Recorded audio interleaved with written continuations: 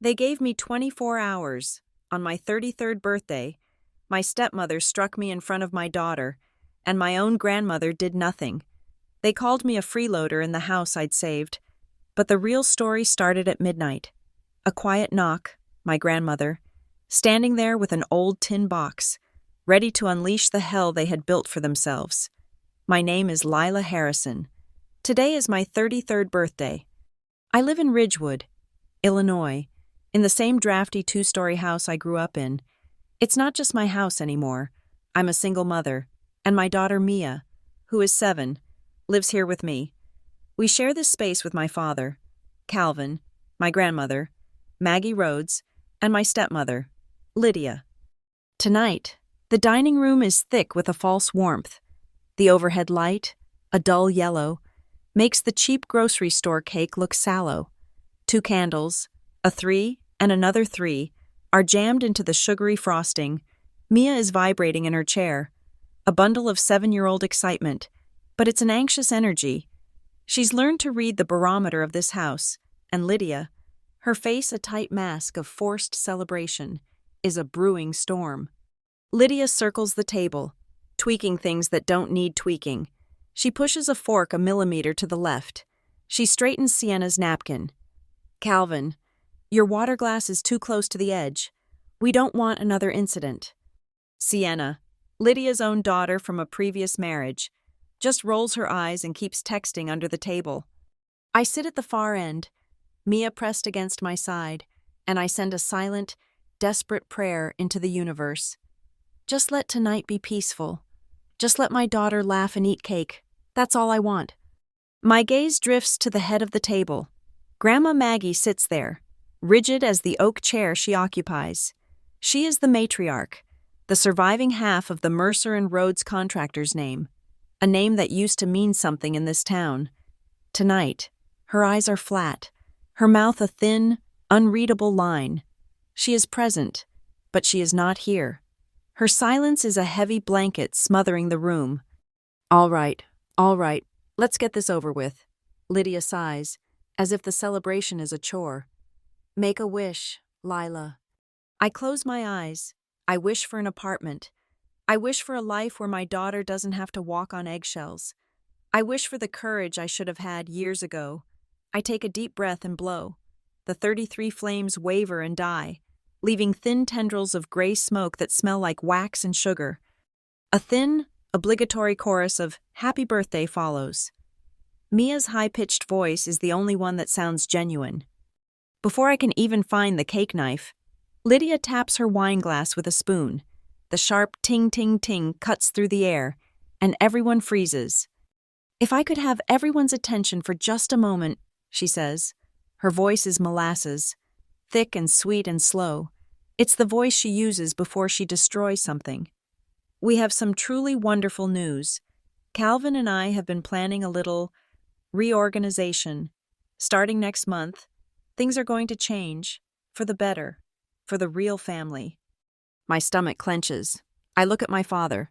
Calvin is suddenly fascinated by the wood grain of the table. He won't meet my eyes. Calvin, I prompt, my voice small.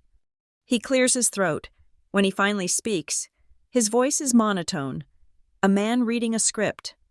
Lila, we've decided it's time to consolidate our assets. We're transferring the house title fully into Lydia's and Sienna's names. The air leaves my lungs. What are you talking about? It's just simpler this way. For estate planning, Lydia cuts in, waving a dismissive hand, her diamond rings catching the yellow light. And, my father continues, still staring at the table, we're going to need you and Mia to find other arrangements. We think 24 hours should be sufficient for you to pack your essentials. 24 hours? The words are dust in my mouth. Dad, what arrangements? This is our arrangement. Lydia leans forward, her smile a predatory slash. It's just not working, sweetie. It hasn't been working for a long time. A 33-year-old failed single mother. It's an embarrassment. You're a burden on this family. And honestly, you're dragging us all down. Sienna snickers into her phone. The room tilts. This isn't happening. The house, I say. the words barely a whisper. I look around the room, at the newly plastered walls, the refinished hardwood floors, the new roof, the one I paid for last April with my entire bonus, the kitchen remodel, the new furnace. I paid for that. I paid off the second mortgage Mom left behind. My voice gains strength, the fog of shock burning away. I poured over $50,000 into this place. I'm not a guest. I'm the only reason it's still standing. We see those as contributions, Lydia says coolly. Rent, if you will. For you and your child living here all these years, eating our food. I buy my own food. I pay the utility bills. I'm standing now, the chair scraping violently against the floor. Mia flinches, her small hand grabbing my jeans. Dad? I turn to him, begging. You can't let her do this. This is Mom's house. She left it to us. Don't you dare bring your sainted mother into this, Lydia snarls, standing up to meet me. She moves around the table, a shark closing in. Her perfume, a cloying gardenia scent, chokes me. She's gone. This is my house now. You have no right, I shout, my control finally snapping. You have no right to throw me out of my mother's home. Right? Lydia laughs, a short, ugly sound. She's inches from my face now. You ungrateful little leech. You come back here with your tail between your legs, bringing your bastard child, and you think you have rights? Don't talk about my daughter. I'll talk about her however I want. You're a parasite, Lila, and we are finally cleaning house. Her hand moves so fast I don't even see it. It's not a slap. It's a strike. Her open palm connects with my cheek, a sickening crack that echoes in the silent room. My head snaps back. The force sends me stumbling, my hip connecting hard with the sharp corner of the oak sideboard. The silverware tray on top rattles, and forks and spoons rain down onto the floor with a metallic clatter. A bright, searing pain explodes on my face. A deeper, throbbing ache blooms in my hip. Mom! Mia's scream is a razor blade. She scrambles from her chair, her face pale with terror. But I shoot my hand out. Stay there, Mia. I pull her to me, yanking her against my good hip, burying her face against my stomach. I will not let her see this. I will not let her see my tears. It's okay, baby, I whisper into her hair, my voice shaking. Mommy's okay. I just tripped. I'm okay. I hold the back of her head, forcing her to stay hidden, shielding her from the monsters in the room. This is the line. They will not harm my child. My eyes, burning with unshed tears, fly to the head of the table. Grandma? My voice is a raw plea. Grandma Maggie, are you just going to sit there? My grandmother does not move. She just watches, her face impassive, her eyes cold as slate. Her wrinkled hand tightens on the string of pearls at her throat. She says nothing.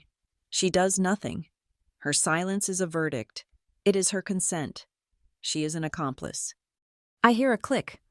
Through the blur, I see Sienna. Her phone is up, recording. A smug grin is plastered on her face as she pans from my stunned, pained expression to her victorious mother. She's probably texting her friends, showing them the family drama. The moment her mom owned the pathetic freeloader. I am not just being assaulted and evicted. I am being turned into a spectacle, a joke.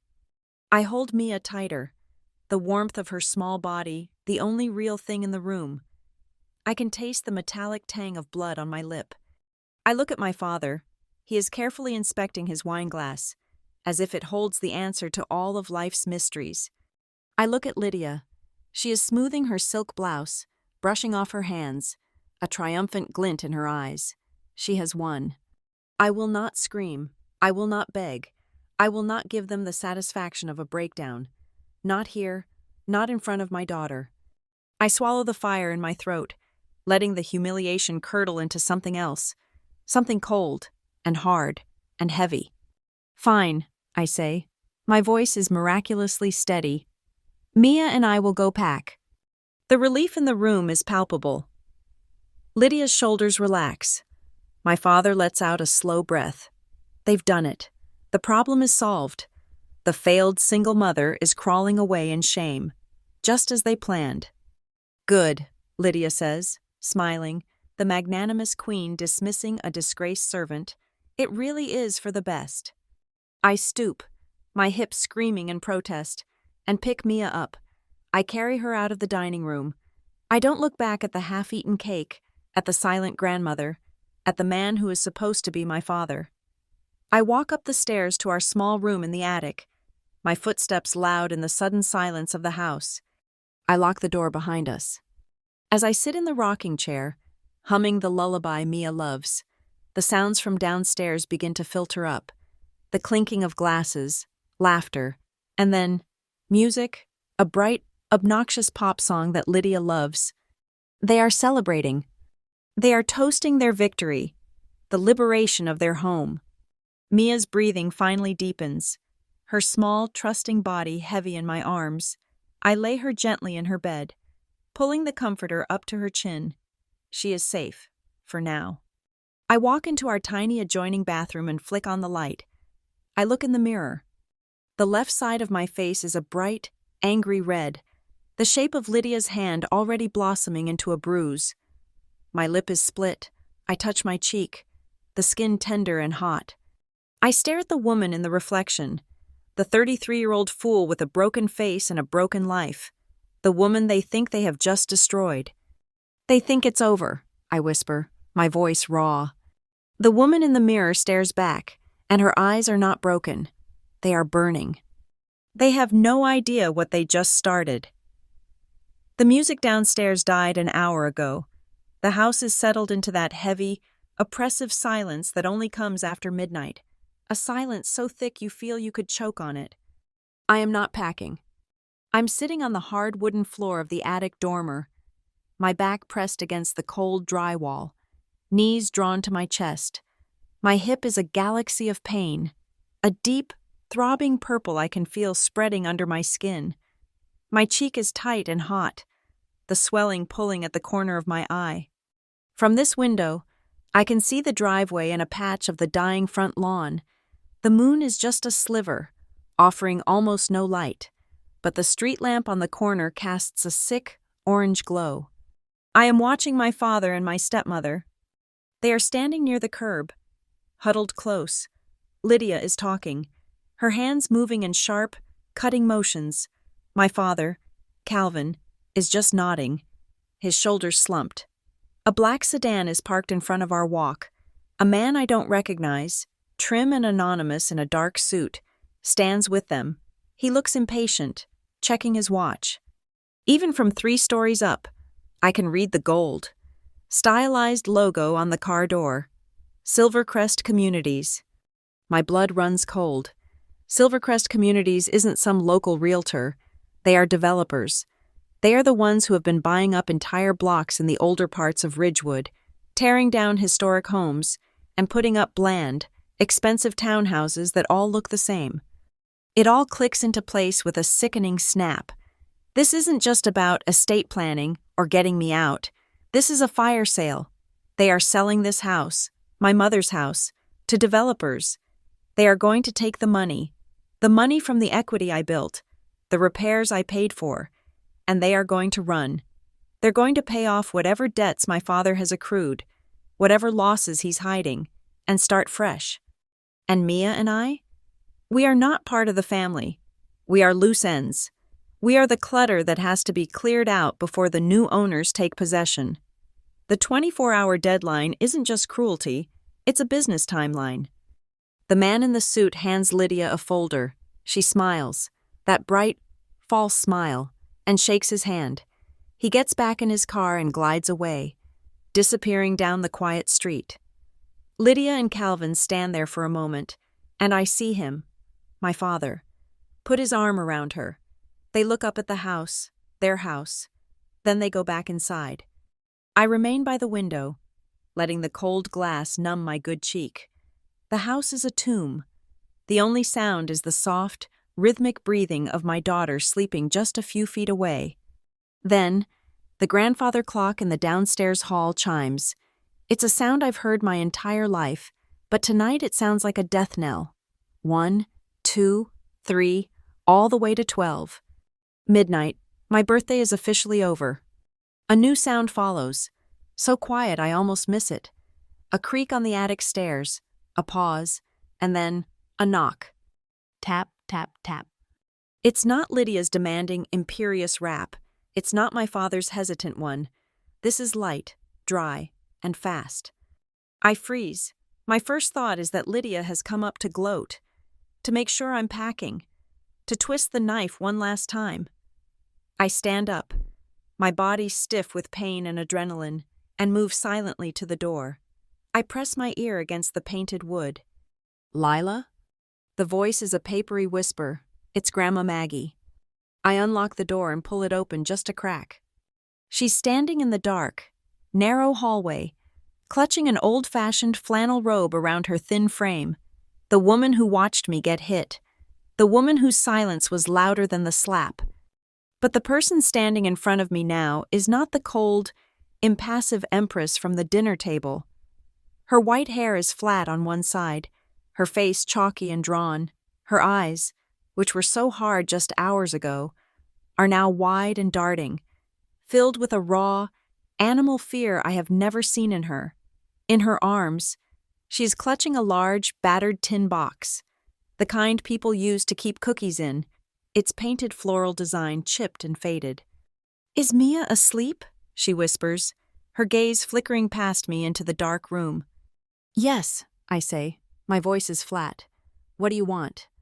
"I need to talk to you. Just you. Can I come in?" I want to slam the door in her face. I want to tell her to go back downstairs to the people she chose. But the tin box in her arms holds me back. "Fine," I open the door wider. "But you stay away from her bed." She flinches, as if I'd slapped her. "I wouldn't." "Wouldn't you?" The question hangs in the air, bitter and cold. I don't turn on the main light, only the small lamp on the desk. It casts just enough of a glow to see. Mia is a small lump under her blankets, her stuffed bear clutched in her hand. I point to a rickety wooden chair I use for my design work, far from the bed. "Sit there."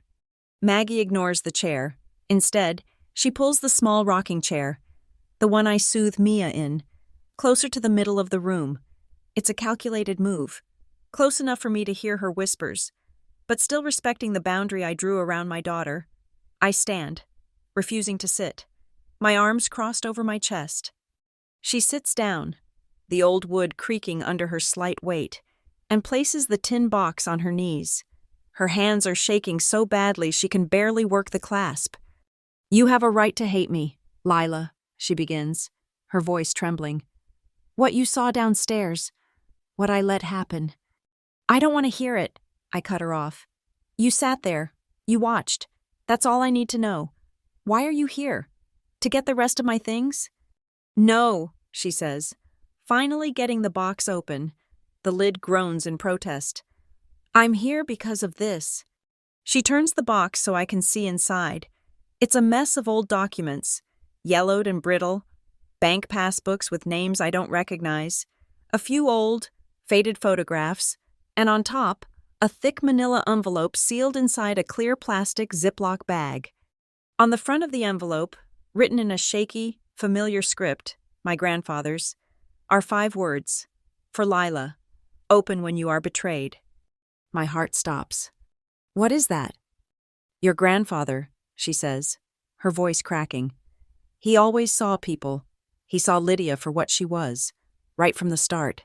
He worried. He set things up, to protect you, to protect Mia." "Protect me?" I laugh, a harsh, dry sound. "A lot of good it did. You gave Lydia control of everything." Maggie's face crumples. I did. And it was the stupidest thing I have ever done." She pulls the envelope from the box. "A few years ago, after your grandfather died, Lydia started helping me. That's what she called it. Let me help you with the paperwork. Maggie, it's all too complicated for you now. She had me sign things, a power of attorney. She said it was just so she could pay the bills for me, manage the estate. I believed her. I was tired. And your father, Calvin just wanted peace. He wanted her to be happy. She looks down at her hands. About a year ago, I started noticing things, small things, money moving from accounts it shouldn't have.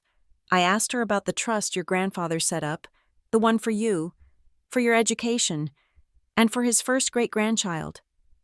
She looks at Mia. She told me it was gone, that it had been consolidated with the main estate to pay for the house's upkeep. And when I pushed her, when I told her she had no right, she laughed at me. The scene forms in my mind. Lydia, standing over my grandmother, triumphant. She told me, Maggie continues, her voice barely audible, that if I ever caused trouble, if I ever questioned her authority or ruined her plans, she would have me declared incompetent. She said she'd find the cheapest, darkest nursing home in southern Illinois, and that I would die there, alone, and no one would ever even know where I was. She said Calvin had already agreed it was for the best, that he was tired of dealing with me. The pure, calculated evil of it takes my breath away. It wasn't just silence at the table, it was terror. So you chose them, I say, the anger cold and pure. You chose the path of least resistance. You let her hit me to save yourself. Yes, she whispers, and a single tear cuts a path through the powder on her wrinkled cheek. I am a coward. Lila, I sat there and I let her hurt you, and I will have to live with that. But I will not let her take this from you. She holds out the thick, plastic-wrapped envelope. My hand is shaking as I take it. She doesn't know about this box. Your grandfather and I, we kept it hidden. This envelope, it's a copy, she says. A copy of his original will, and all the trust documents, the ones that Lydia says are consolidated. They are not. They are separate. The trust, and this house. I rip open the plastic. I pull out the papers. I'm an architect. I read contracts. I read legal descriptions. And what I am reading makes my knees weak. The house was never my father's to give. It was left in a life trust to my mother, and upon her death, it passed directly to me, her only child. My father was given the right to live here. Nothing more. The house has been mine, legally mine, since I was 16 years old. All the money I poured into it, I wasn't paying rent. I was renovating my own property. But the mortgage? The taxes? The trust, Maggie says, pointing to the other documents. It was set up to pay for all of it. The upkeep, the taxes, everything. Lydia found a way to stop the direct payments. She's been diverting the money, draining it, paying for her cars, for Sienna's clothes, for her trips, and she's been telling your father the house is in foreclosure, that they're drowning in debt, so that he would agree to sell it. It's a long con, a meticulous, years-long campaign of theft and gaslighting. Maggie leans forward, her eyes desperate. She's smart, Lila.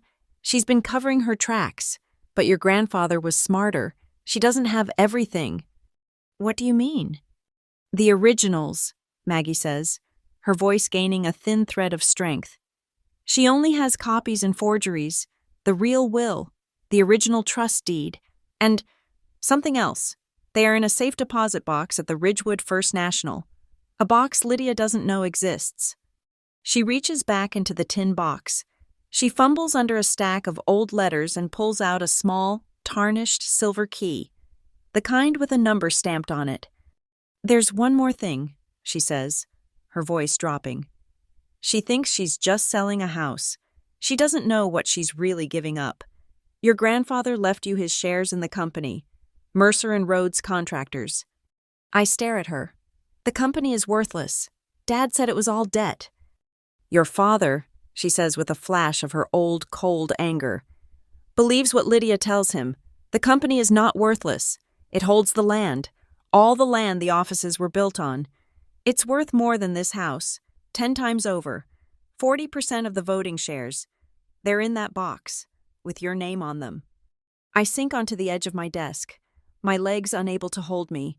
The key is heavy in my palm. The papers are a shield in my lap. Maggie stands up slowly, her joints popping. She looks old and frail and beaten. I sat there tonight, Lila.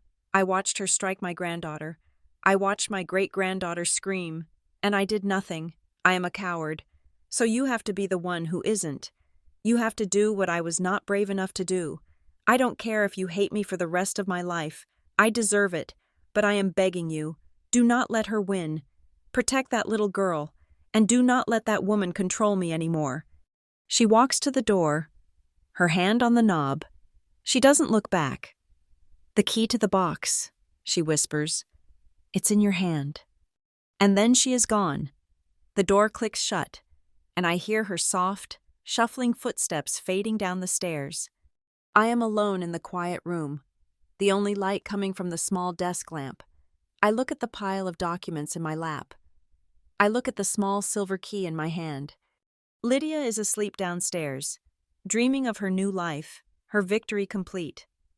My father is asleep beside her, a willing accomplice to his own daughter's destruction. I look at the red, angry mark on my face reflected in the dark window, the slap, the humiliation. It wasn't the end of my story. It was the prologue. The war didn't start tonight at the dinner table. It started right now, with the turning of a key and the whisper of a coward. I sit in the cold attic, the key a solid weight in my hand, the documents a rustling, explosive pile in my lap. The house is silent below me, but my mind is screaming. It's a storm of memories, of moments I dismissed, of little red flags I ignored, of conversations that felt off, but that I was too tired, or too young, or too broken to fight. I see it all now. The manipulation wasn't a single act. It was a 17-year siege. My mother died when I was 16, a heart condition that came on fast and brutal, stealing her from us in the space of a single, sterile hospital week. I was adrift, a 16-year-old girl trying to navigate a grief so profound it felt like I was drowning. My father, Calvin, was a ghost, wandering the house, lost. And then, not 6 months later, he was found by Lydia. She appeared at our door first as a grief support friend from one of his colleagues. She was sharp, polished, with a voice that was both soothing and insistent. She brought casseroles and organizing binders. She brought her daughter, Sienna, a sullen, quiet girl 2 years younger than me, and within a year, she brought a moving van with all her things. She was the new Mrs. Harrison. The redesign started almost immediately. "We have to look to the future, Lila," she'd said, her voice dripping with sympathy as she took my mother's wedding portrait off the living room wall. "We can't live in a shrine. It isn't healthy for your father." My mother wasn't just removed. She was erased. Her favorite armchair was donated to charity. Her collection of blue and white porcelain was tacky and replaced with Lydia's minimalist beige vases. The photos on the mantel were swapped out, one by one, until it was all Lydia, Calvin, and Sienna, a new family, airbrushed and clean. I was the leftover, the relic from the shrine. I remember Grandma Maggie, still sharp then, watching Lydia with narrowed eyes. I'd overheard them in the kitchen one afternoon. "You seem to be taking a great interest in Calvin's finances, Lydia," Maggie had said, her voice dry. Lydia's laugh was like tinkling glass. "Oh, Maggie, he's just terrible with money. Someone has to help him get organized. We're a team now." Later, I heard my father yelling at his mother. "She's my wife. Mom, you're just upset she's not you're being difficult. You're not accepting the new woman in this family." He chose Lydia. He had been choosing her over us from the very beginning. I couldn't breathe in that house. The moment I turned 18, I left. I went to college for architecture, buried myself in studio projects, and built a life as far away as I could get. In a city just far enough to be inconvenient. I became a project manager at Northline Design Group. I was good at my job. I had my own apartment, my own friends, my own life. I rarely came home. The house was Lydia's territory, and I wanted no part of it. Then, my own life imploded. A marriage that looked perfect on the outside, but was hollow at the core. A divorce that left me reeling, and a beautiful, perfect, 1-year-old daughter, Mia, who I had to protect. I was exhausted. I was financially drained. I was 26, with a baby, and I was terrified. That's when my father called. His voice was a thick, syrupy performance of fatherly concern. "Lila, honey, I hear you're having a hard time. This is just terrible. Why are you all alone in that expensive city apartment? You have a family. Come home. Come home to Ridgewood. We'll help you. We're here for you." I cried with relief. I thought it was an olive branch. I thought it was my father. Finally being a father. "Of course," he'd added, a casual afterthought. "We can't just support you, but if you could just contribute, help out with the house, with the bills, pay your share, we'll make it work." I agreed. I was desperate. I packed up my life, gave up my apartment, and moved back into my childhood bedroom, which had been turned into Lydia's craft room. Mia and I were relegated to the attic. The help was a con. The contribution was a trap. I returned to a house that was falling apart. The roof leaked in 3 different places. The kitchen sink backed up weakly. The electrical was a fire hazard, with outlets that sparked and lights that flickered. It was clear that Lydia, despite her organizing, had let the house, my mother's house, rot. I was a project manager. I couldn't live like that. More importantly, I couldn't let Mia live like that. I believed, stupidly, that this was my home, that I was investing in my daughter's stability. So I used my salary from the freelance work I'd picked up. I used my savings. When I landed a big new remote contract with Northline, I poured my entire signing bonus into a new roof. "Oh, Lila, that's just wonderful," Lydia had chirped when I told her. "What a responsible adult you're becoming, taking care of your obligations." She bought a small, leather-bound notebook. She called it the household ledger. Every time I paid a bill, she'd make a note. "Lila, the kitchen plumbing was a mess, wasn't it? Good thing you handled it. We'll just put that $5,000 down as your, let's call it, housing cost for the next 6 months." She reframed everything. The $50,000+ I spent renovating my own property was twisted, with her neat, looping cursive, into rent, into living expenses. She gaslit me so completely that I started to believe it. I was the freeloader. I was the burden. I was the 30-something single mom living in her father's attic, paying my rent by fixing the leaks. I was so tired of fighting. My divorce had been a war, and I had no fight left. I just wanted peace for Mia. So I let Lydia write in her little book. I let her call my inheritance rent. Once, years ago, I had asked, "Dad, what happened to Mom's estate?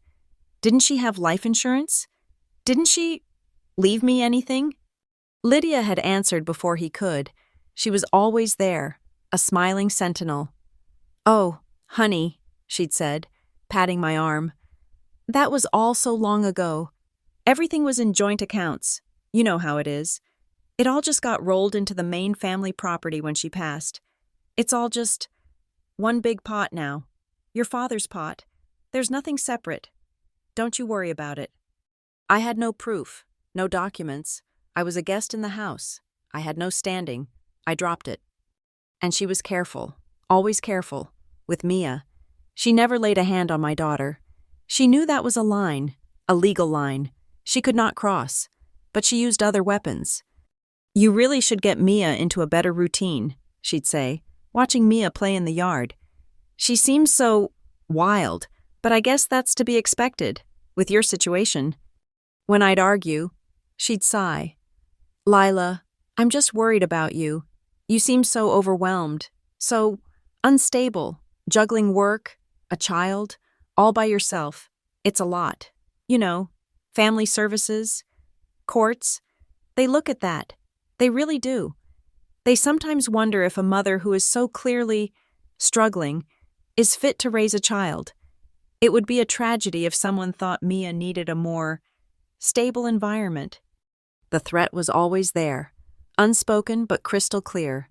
"Shut up, Lila. Be the good, quiet girl in the attic, or I will take your daughter."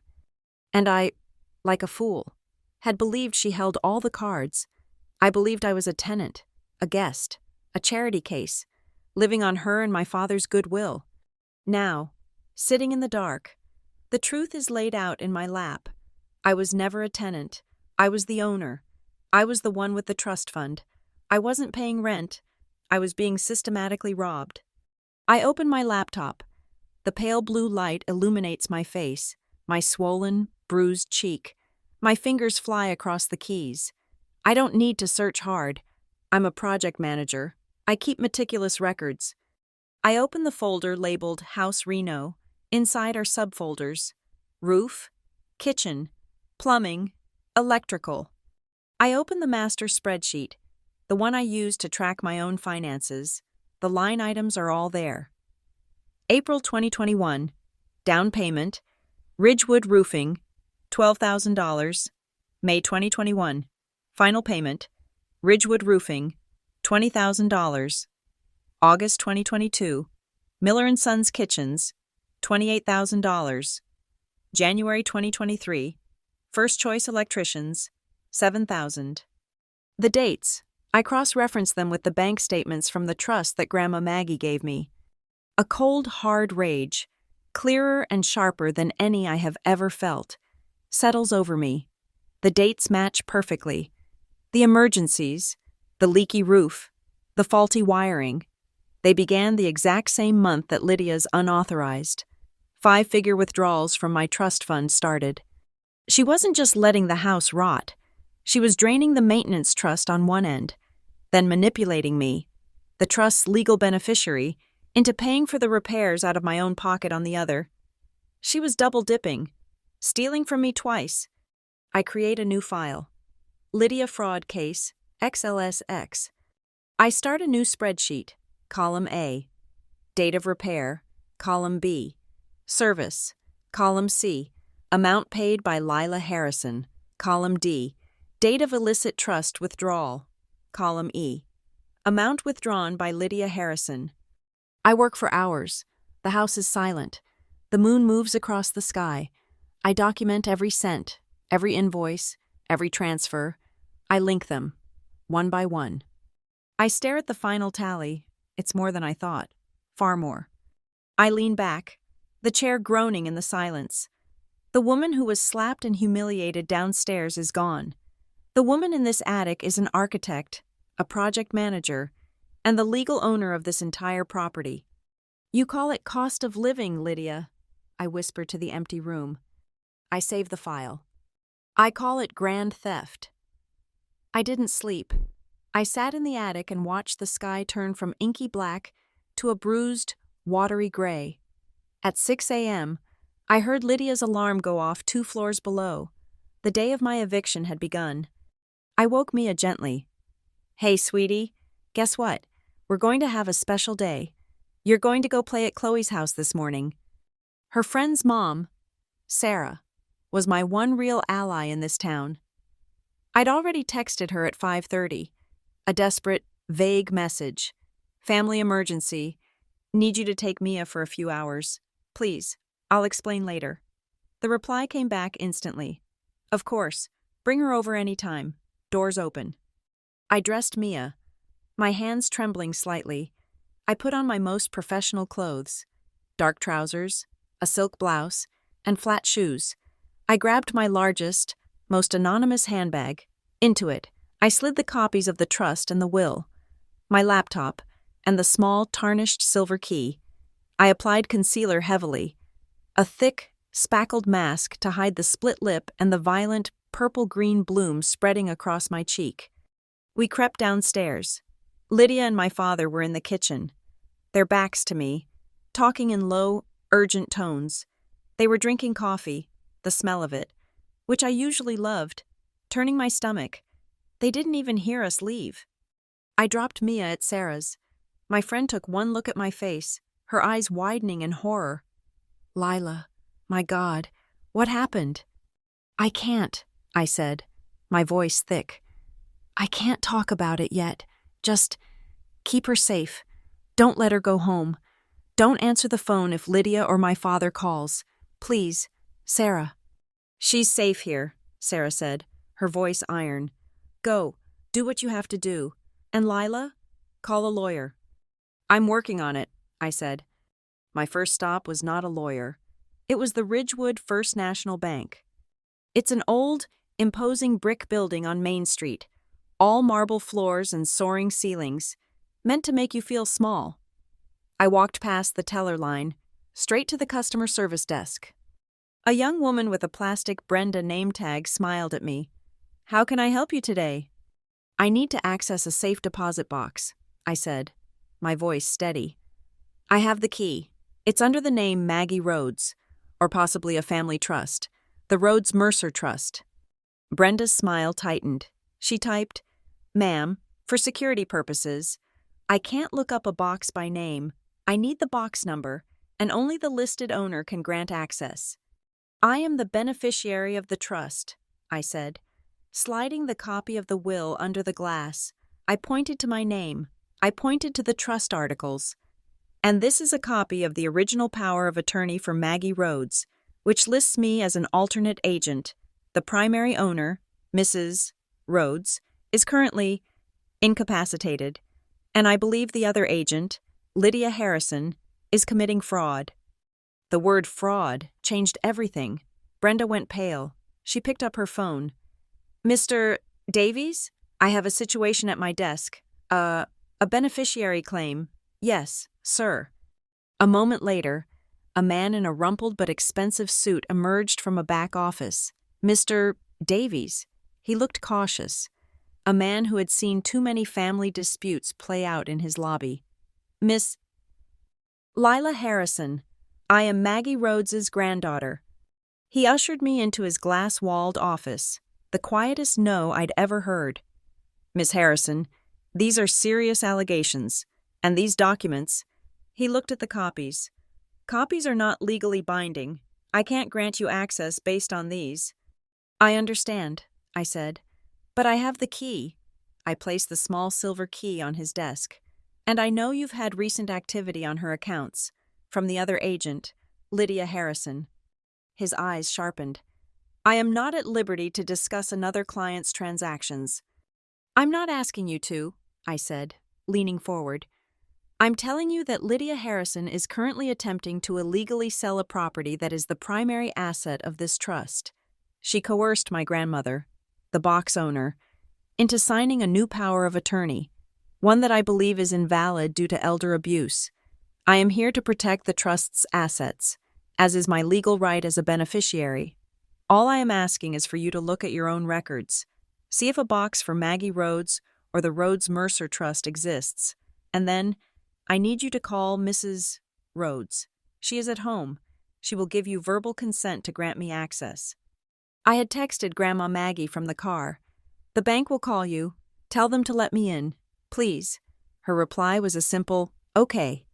Mr. Davies stared at me for a long, heavy moment. He saw my face, the bruise, the split lip, the desperation held in check by pure, cold fury. He picked up his phone. Brenda, get me the signature card for Maggie Rhodes. All of them. He spent 5 minutes typing. He frowned. Well, you are correct about one thing. Mrs. Lydia Harrison was here, just yesterday, with a new, notarized power of attorney. She was added as a signatory to Mrs. Rhodes's personal checking and savings. She did not, however, ask about a safe deposit box. A small mercy. I thought, she didn't know it existed. Now, he said, I will call the number we have on file for Mrs. Rhodes. He dialed. I watched his face. Mrs. Vaughan, Rhodes? This is Robert Davies at First National. I have your granddaughter, Lila Harrison, here in my office. She has a key and is requesting one-time access to your safe deposit box. Can you confirm you authorize this? You do. Yes, ma'am. Thank you. He hung up. His entire demeanor shifted. He was now on my side. Follow me, Miss Harrison. He led me into the vault. The air was cold, still, and smelled like old money and steel. He took my key, used his own, and pulled out a long, thin metal box. He handed it to me.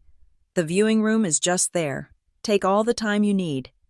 My hands were shaking so badly I almost dropped the box. I slid into the small, private booth and closed the door. I lifted the lid.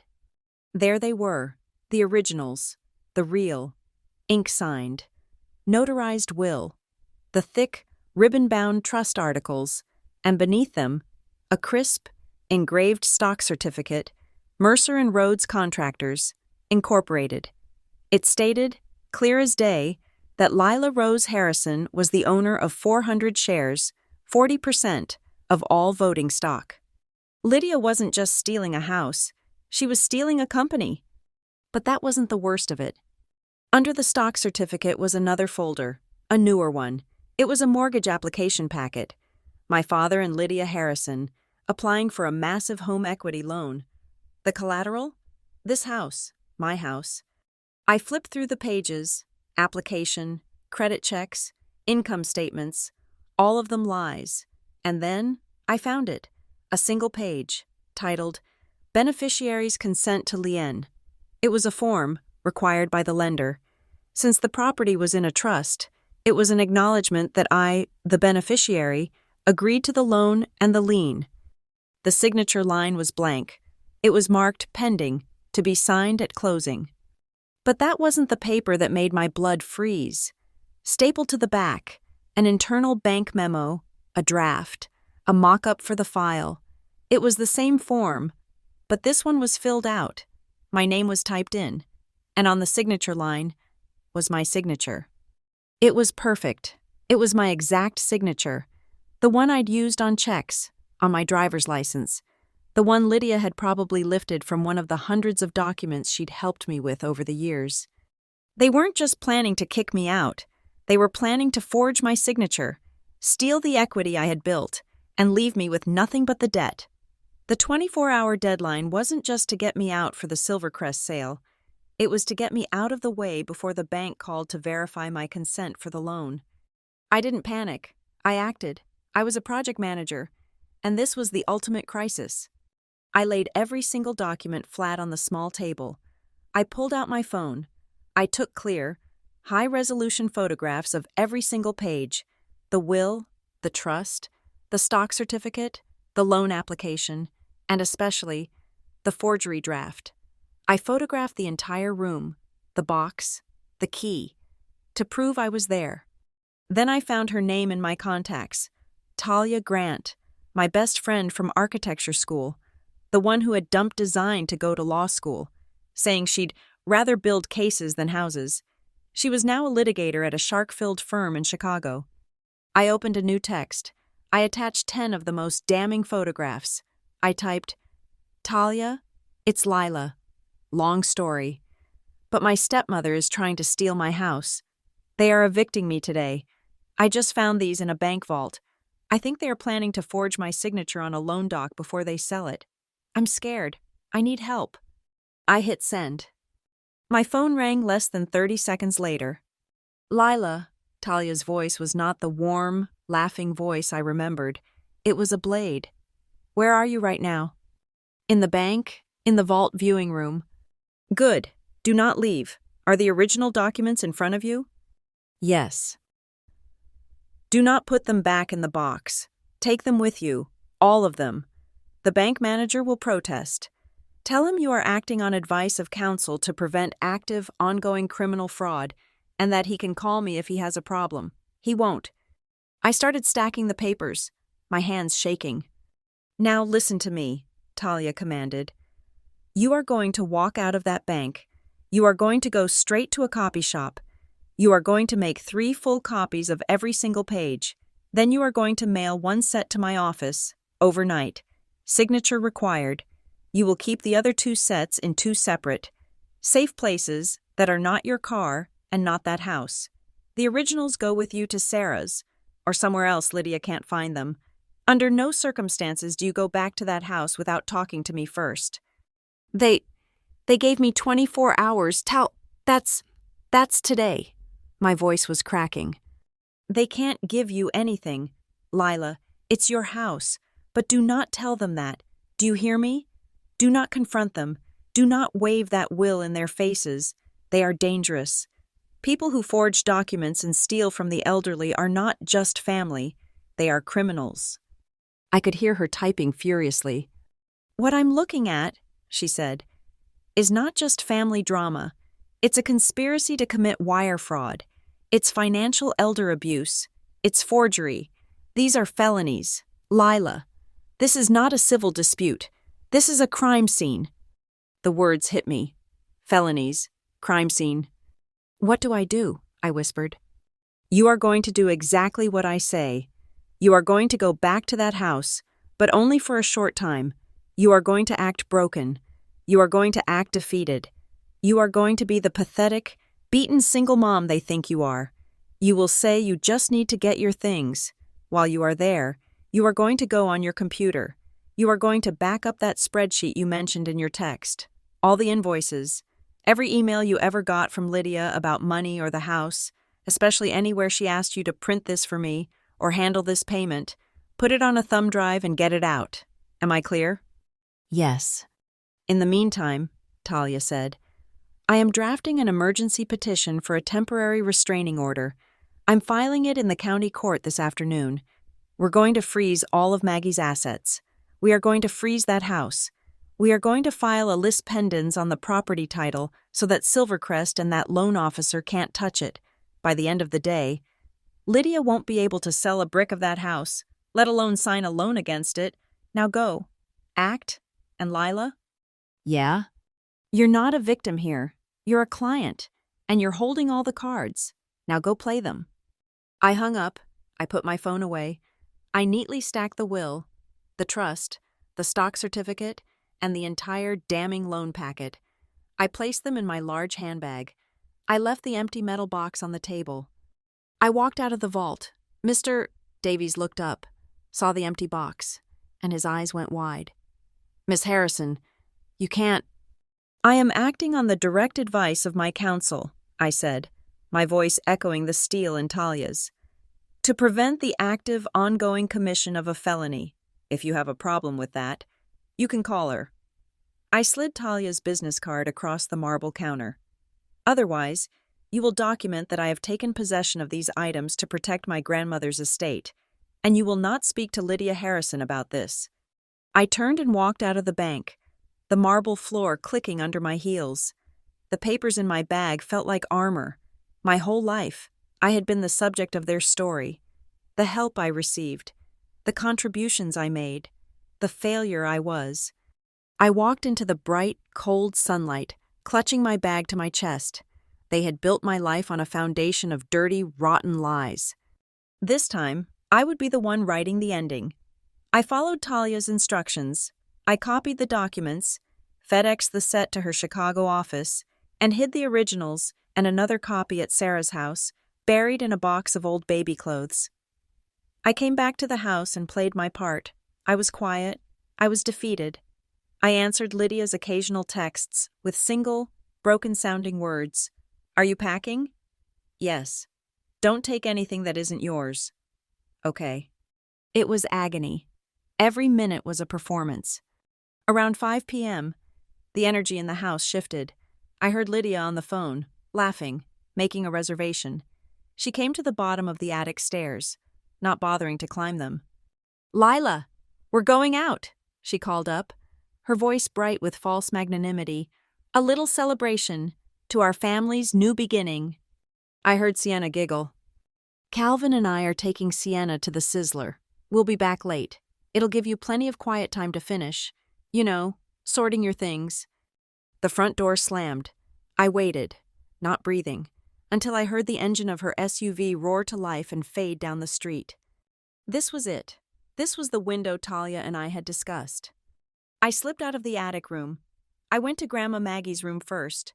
She was sitting in her chair, staring at a blank television. She looked smaller and terrified. They're gone, Grandma, I whispered. She jumped.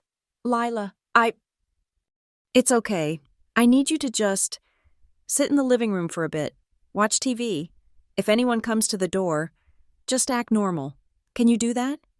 Yes, she said, nodding, grabbing at the chance to do something simple, something passive.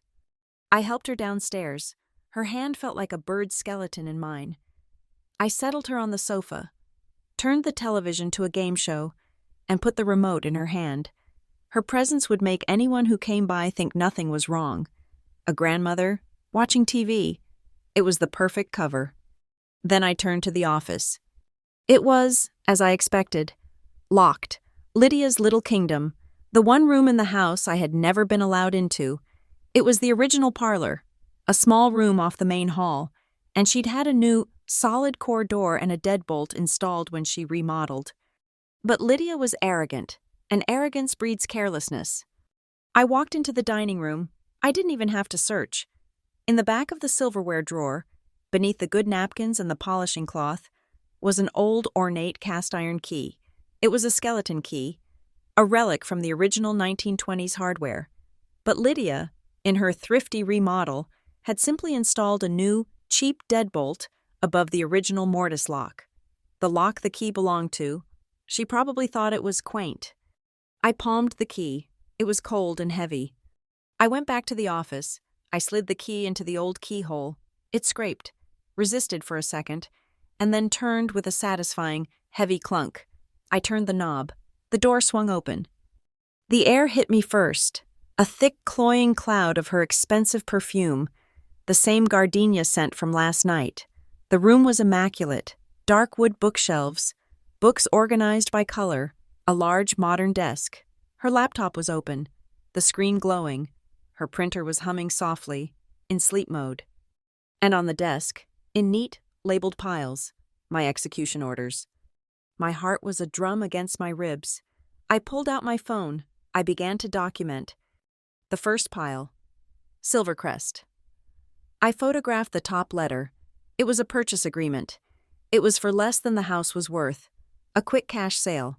Tucked inside, I found an email printout between Lydia and the man from last night. Harrison Property Occupants. The text read, Ethan, as we discussed, the house will be cleared of all non-essential persons by the 1st. You will have a clean property, free of any entanglements. Entanglements. That was me. That was Mia. I photographed the next pile. House finances. It was a stack of statements, and a single sheet on top. A commission calculation. Lydia was personally getting a finder's fee from Silvercrest for bringing them the property, 10%. She wasn't just selling the house, she was getting a personal, secret kickback for it. My hands were steady. The rage was a cold, clean fuel. I tried the desk drawers. The top 2 were unlocked. Pens, stationery, a stapler. The bottom file drawer, the deep one, was locked. A small, modern, circular lock. I scanned the desk.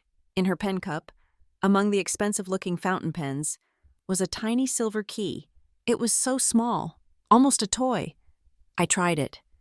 Click. The drawer slid open.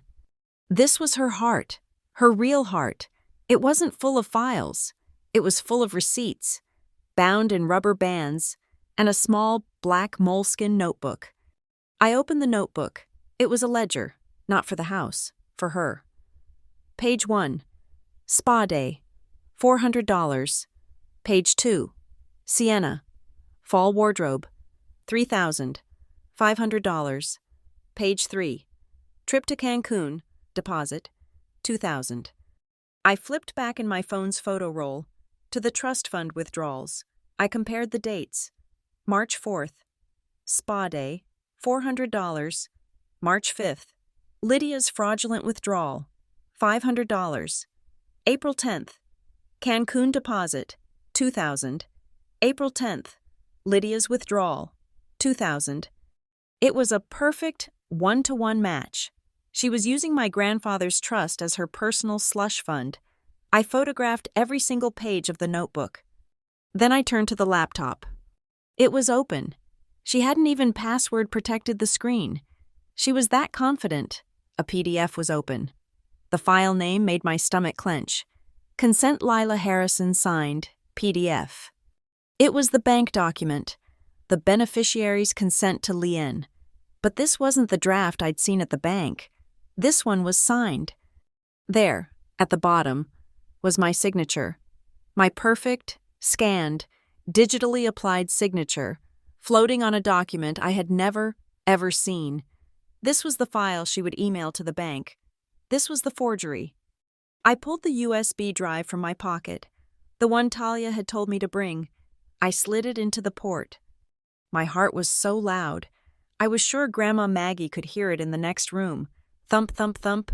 I was a project manager. I knew my way around a file system. I found her documents folder. A child could have found it. Inside, property, family trust, personal. I dragged property to the USB drive, copying 2,145 items. The progress bar crawled. Every noise from the street, every creak of the old house was a gunshot. I dragged family trust, copying 834 items. I went into her email. I found the thread with Ethan Cole from Silvercrest. I forwarded the entire chain to a secret email address I'd set up that morning. I did the same with the bank loan officer. The progress bar hit 99%. Click, click, whir. The front door opened. My blood turned to ice. I didn't breathe. It was too early. They weren't supposed to be back for hours. I heard a man's voice, not my father's. Hello? Anybody home? I yanked the USB drive. I shoved it deep into my pocket. I looked at the desk, the open drawer, the notebook. Thump, thump, thump. Just checking on the mail, the voice called. I heard Grandma Maggie's voice, quavering. Oh, Harold. Hello. You startled me. Mr. Harold, my next-door neighbor. I slammed the locked drawer. I shoved the key back in the pen cup. I grabbed the old skeleton key from the door. I silently pulled the door shut, turned the key, locking it. Clunk. I slid the key into my other pocket and walked out of the hall, forcing my body to be calm. I rounded the corner into the living room. Mr. Harold was standing there in his flannel shirt, holding a small Amazon package. Oh, hey there, Lila. This came to my place by mistake. Mr. Harold, I said, my voice coming out breathless. I put a hand to my chest, a perfect picture of a startled woman. You scared me. Thank you so much. No problem, no problem. He looked at me, his kind, wrinkled eyes taking in my face. The light in the living room was brighter. He saw the concealer, and he saw the swelling the makeup couldn't hide. His face darkened. Everything. All right here, Lila? I don't know, I said, letting the mask crack just a little. Things are difficult right now. I see your father and his... Took off for dinner, he said, his disapproval clear. He'd lived next to us for 40 years. He had mowed my mother's lawn for her, for free, when she was sick. He knew. They're celebrating, I said, letting a single, real tear well up. They're selling the house. I might have to leave. Mr. Harold, they told me I have to go. Leave? He said, his voice an indignant huff. You? After all you've done? I watched you, girl. I watched you re-roof this place. I watched you get that kitchen put in. I remember telling your mother when you were born that this house had good bones. You're the only one who's treated it right since she passed. My heart ached. I tried. Well, if it comes to it, he said, handing me the package, his voice low. If you need a witness, someone to tell him who's been here, who's been doing the work, who really took care of this place, you call me, my wife and I, we've seen it all. Thank you, Mr. Harold, I whispered. That means more than you know. He nodded once, patted my arm, and left. I locked the door behind him. I leaned my forehead against the cool wood, the USB drive digging into my hip. When Lydia's SUV finally crunched into the driveway, hours later, I was in the kitchen. I was wearing my oldest sweats. I was washing a stack of dishes that were already clean, my head down, my shoulders slumped. Lydia breezed in, smelling of steak and wine, flushed with victory. Oh, you're still here, she said, a note of disappointment in her voice. Well, I hope you've made good progress. The clock is ticking. Lila. I'm working on it, I mumbled, not looking at her. Good girl. She patted my head, a gesture of dominance so condescending it made my skin crawl. Then she went upstairs, presumably to bed, to dream of her bright, clean, Lila-free future. I waited until I heard her door close. I went up to my attic room, locked the door, and pulled out my laptop. I plugged in the USB drive. I opened my secure email. I attached the zip files. Property. Family trust. I hit send. I sat in the dark, watching the upload progress bar. 5 minutes later, my phone buzzed with a new message. It was from Talia. Got it. It's all here. The forgery, the ledger, the kickback. It's worse than I thought.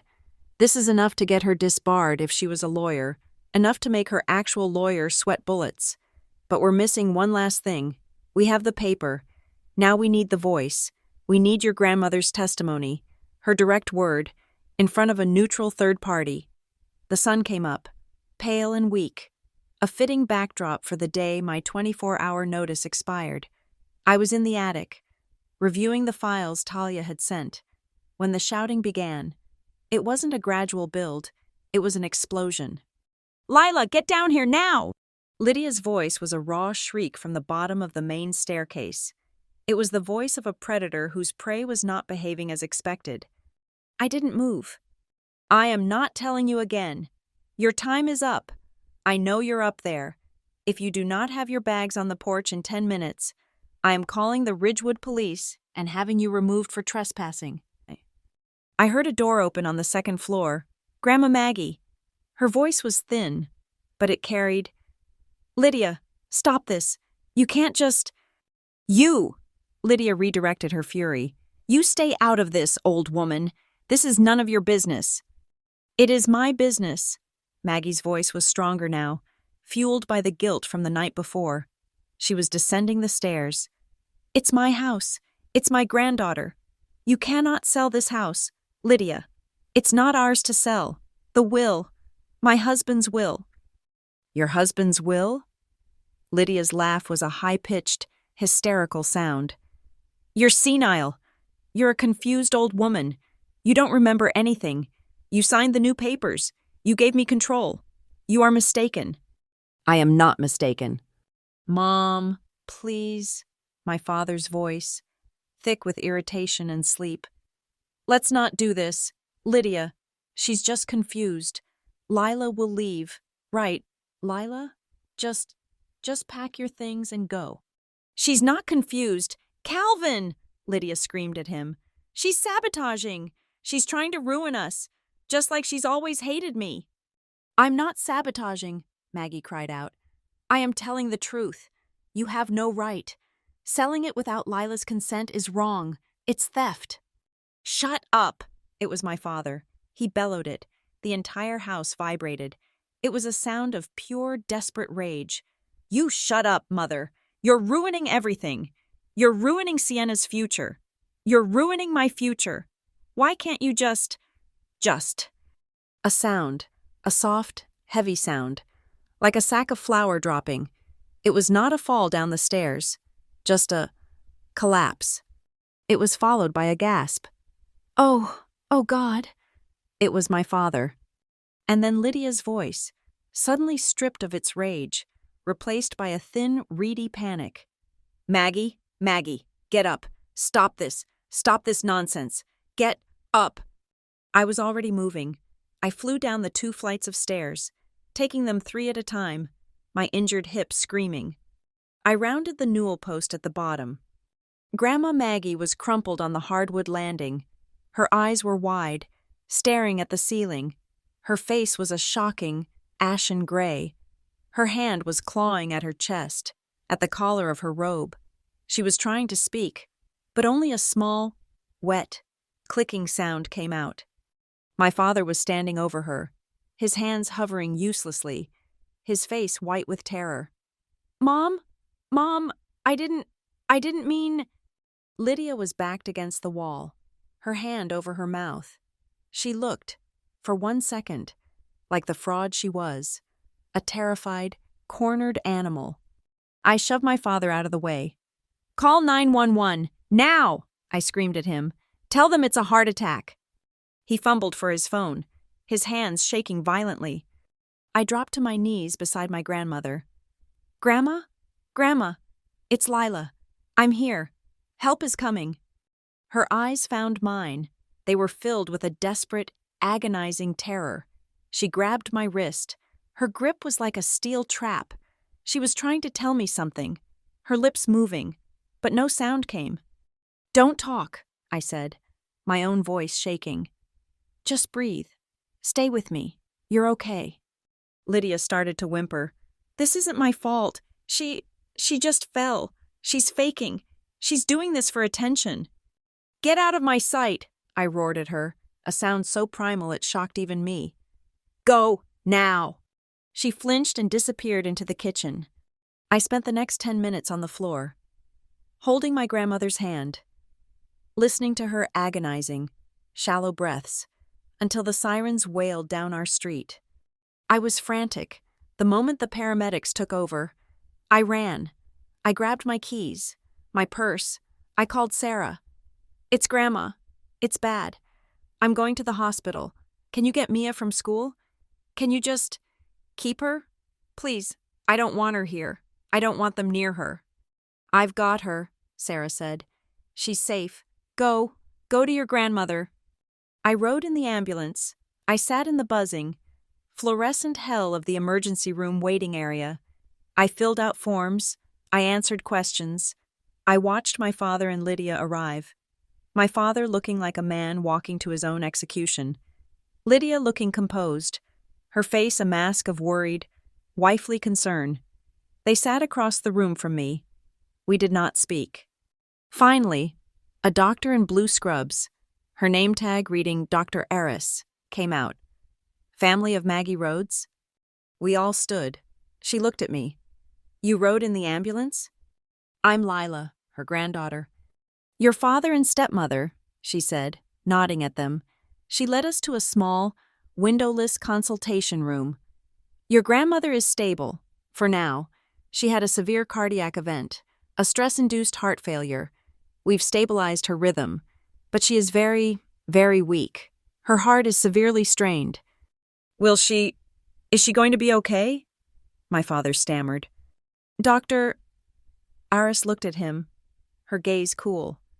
What she needs, Mr. Harrison, is rest, and absolutely no stress. No stress. Her chart notes a significant history of hypertension. The EMTs noted she was in the middle of a domestic argument? It was a misunderstanding, Lydia jumped in, her voice smooth as oil. My mother-in-law, she gets confused. She works herself up over nothing. She was worked up enough to nearly stop her heart, Dr. Aris said, her eyes not leaving Lydia. We see this, sometimes, in elderly patients who are in high-pressure living situations. I've noted in her chart that any discussion of finances, living arrangements, or family conflicts is to be strictly prohibited. Any agitation could kill her. Do you understand me? Yes, of course, Lydia said. The perfect, caring daughter-in-law. My phone vibrated in my pocket. A text from Talia. Status? I typed back. Hospital. Grandma had heart failure. Lydia and my father caused it. My phone buzzed again, almost instantly. Stay there. I'm handling it. Then, get the doctor's notes. Ask for a copy of the chart. Tell them you have power of attorney for her health. Use the old one. We need that stress-induced diagnosis. We're filing for an elder protection order. While Lydia and my father were talking to a nurse, I caught Dr. Eris. Doctor, I have my grandmother's previous healthcare power of attorney, the one before. This. I showed her the copy. I am deeply concerned about her. What you said, about high-pressure situations, that is what is happening. My stepmother is. She's been threatening her, taking her money. Can you please make sure that is all in your official report? The threats? The financial stress? I'm trying to get her to safety. Doctor, Aris looked at me, at my bruised face. She looked at the document. Her expression hardened. I will make sure my notes are extremely detailed, she said. You can request them from medical records. I spent the rest of the day in the hospital, a strange, sterile limbo. Lydia and my father left, saying they had to make arrangements. I knew what that meant. They were accelerating their plan. The confirmation came at 4 p.m. My phone lit up with an email, a forward from Talia. It was an automated notification from the county clerk's office, forwarded to Talia as an interested party, CCing Lydia's lawyer and Silvercrest. Lydia had filed new paperwork. She had used the medical emergency as leverage. She was claiming that, due to Maggie's sudden, incapacitating illness, she, as sole power of attorney, needed to liquidate the estate immediately to cover catastrophic medical costs. She had pushed the closing with Silvercrest. It was no longer weeks away. It was in 48 hours. She had attached a new beneficiary consent form, the one with my forged signature. She was going to ram the sale through before anyone could stop her. I ran out of the ICU waiting room, into the hallway, and called Talia. Did you see it? She's doing it. She's using the heart attack against her. 48 hours. Tal, what do we do? I saw. Talia's voice was grim. I'm filing the emergency TRO right now, but you're right to be scared. Lila, a judge might not see it for 24 hours. By then, she could have the sale recorded. It's a mess. We can't rely on the court to be fast enough. So what do? We lose? No, Talia said. We don't lose. We change the battlefield. I just got off the phone with her lawyer, a smarmy guy named Kent. I told him my client, Lila Harrison, was contesting the sale and the power of attorney. He laughed at me. He said I had no standing. So, I suggested a family reconciliation meeting to resolve this dispute without costly litigation, out of respect for Mrs. Rhodes in her time of crisis. A meeting? Talia, that's insane. She'll never... She already agreed, Talia said. Her lawyer loves it. Why? Because they think you're broken. They think they can get you in a room with their lawyer and bully you into signing the real consent form. They think this is their chance to solve the Lila problem for good. They think they're setting a trap for you. And they are, I whispered, the plan dawning on me. Exactly, Talia said. But it's not their trap. It's ours. We are going to set a stage, right in that living room, and we're going to let them walk right onto it. I took a deep breath. They'll have their lawyer. They'll have Silvercrest there. I know, and we'll have ours, and a few friends. My other line beeped. It was the hospital. Hold on. Tal? I clicked over. This is Lila Harrison. Miss Harrison, your grandmother is awake. She's asking for you. I hung up with Talia and ran to the ICU. Maggie was lying in the bed, small and pale, hooked up to a dozen machines that beeped and hissed. Lila, she whispered, her voice a dry rasp. I'm here. Grandma, I'm right here. I took her hand. It was cold. She did this, Maggie whispered, her eyes filling with tears. Calvin, he yelled. I know. Don't talk. Just rest. No, she insisted, her grip tightening on my hand with that same surprising strength. Listen, I heard them. In the kitchen. Before I came out. Lydia, she said. She signs the paper or she's out on the street. I don't care if she's your mother. And he said, just get it done. Lydia, just get it done. Her body shuddered with a sob. He chose her. I know, I said, my own tears welling up. Lila. She looked at me, her gaze fierce. The old Maggie, the matriarch, surfacing through the pain. If I don't get out of this bed, if this is it, you still have to do this. You have to finish it. Don't let them take it. Don't let them take what your grandfather, what your mother, what we saved for you, for Mia. Promise me. I promise, Grandma, I said, my voice thick. I'm not going to let them win. I promise. Good, she whispered. Her eyes fluttered closed. Good girl. I stood there for a long time, watching her sleep. The beeping of the heart monitor was a steady rhythm. Do not let them win. I walked out of the hospital, into the cold, dark parking lot. The air was sharp, and it cleared my head. My choice was made. The time for hiding was over. The time for acting defeated was done. I pulled out my phone. I hit Talia's number. Tal, I said, my voice cold and clear. All the fear and grief burned away. I'm in. Let's set the stage. Let's end this. Tomorrow. At my house. The text from Lydia came just after 8 in the morning. It was a group message to me and my father. Family meeting, 3 p.m., my office, be there. I am having Ethan Cole from Silvercrest attend as well. Simply to explain the legal procedures and finalize the transfer. This is our last chance to settle this like a family. I looked at the message, the arrogance, the assumption of control. My office. She meant the parlor. I forwarded it to Talia. Her reply was immediate. It's perfect. They're serving themselves up on a silver platter. Now, play your part. I texted Lydia back. A masterpiece of feigned defeat. I've been thinking, I'm tired of fighting. I don't want to lose my whole family over a house. I'm willing to discuss a reasonable solution. I'll be there. Lydia's reply was a single, triumphant, good. She believed she had won.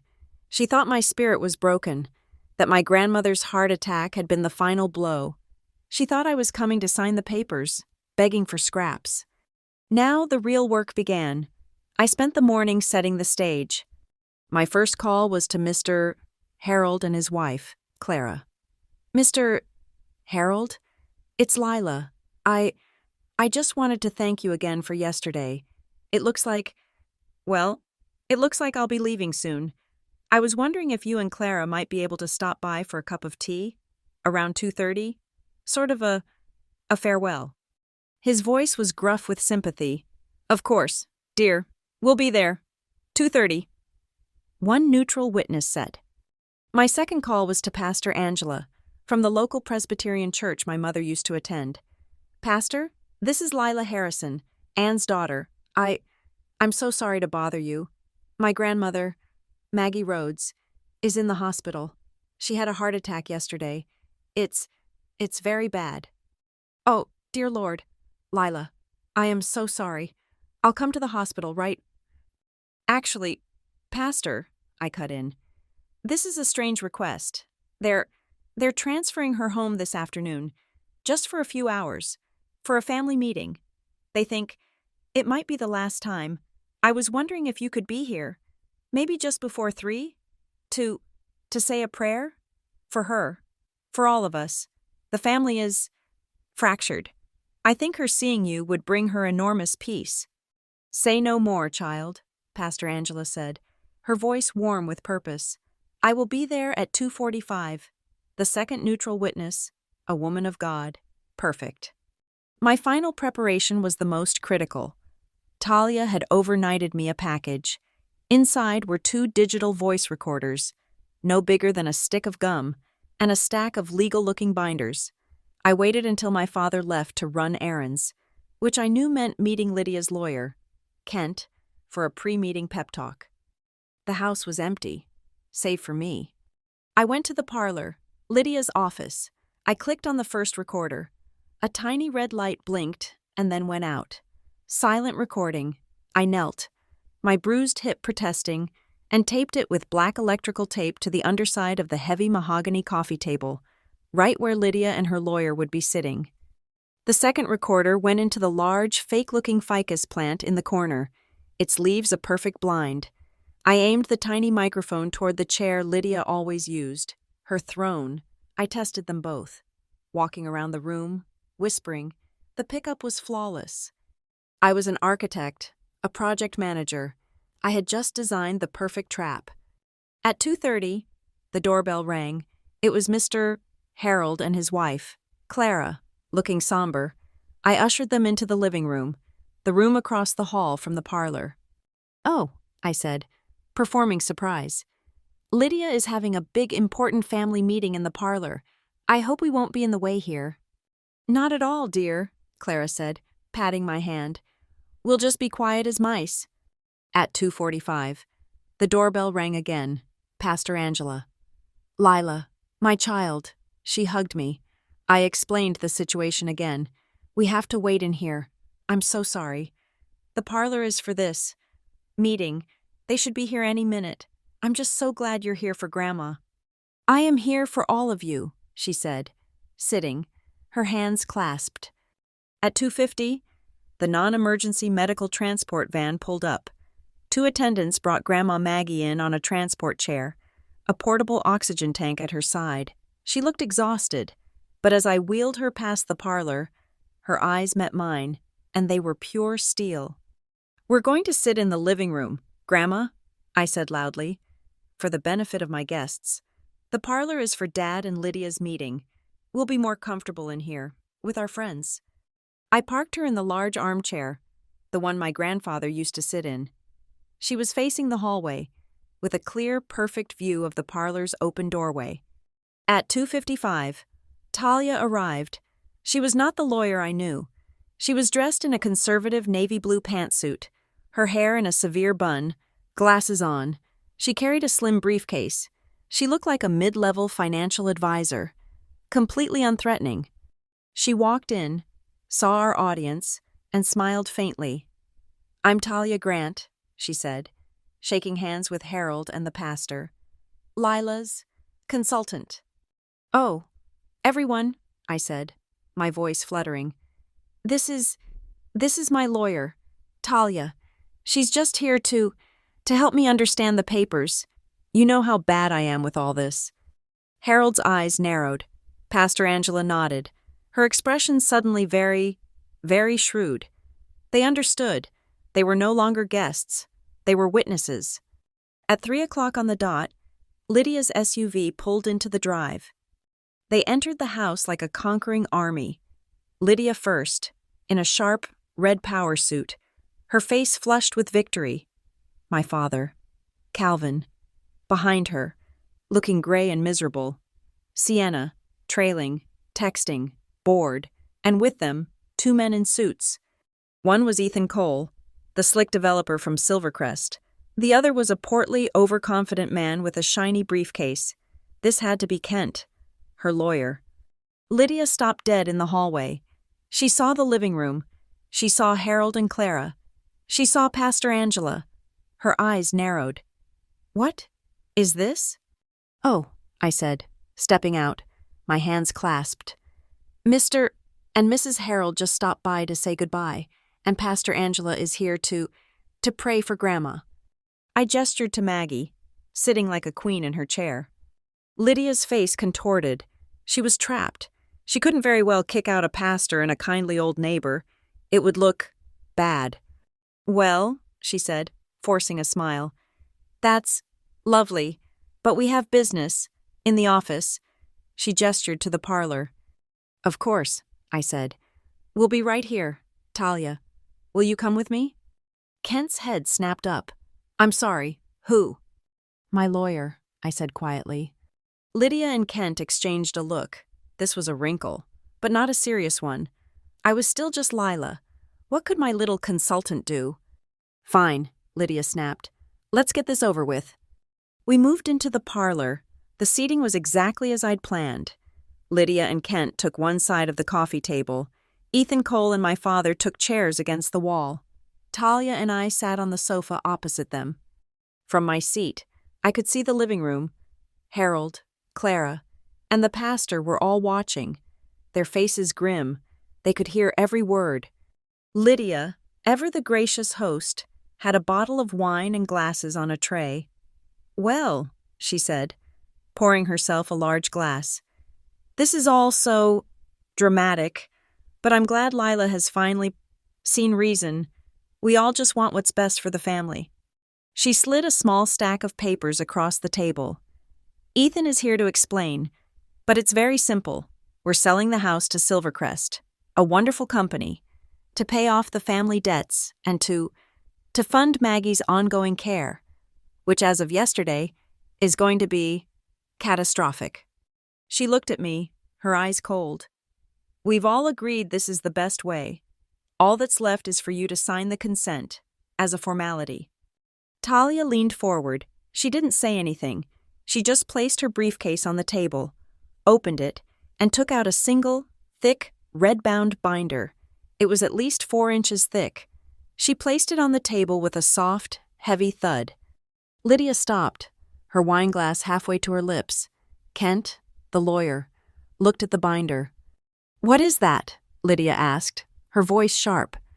"Just some notes," Talia said, smiling pleasantly. "Please, continue. You were saying family debts?" Lydia was thrown, but she recovered.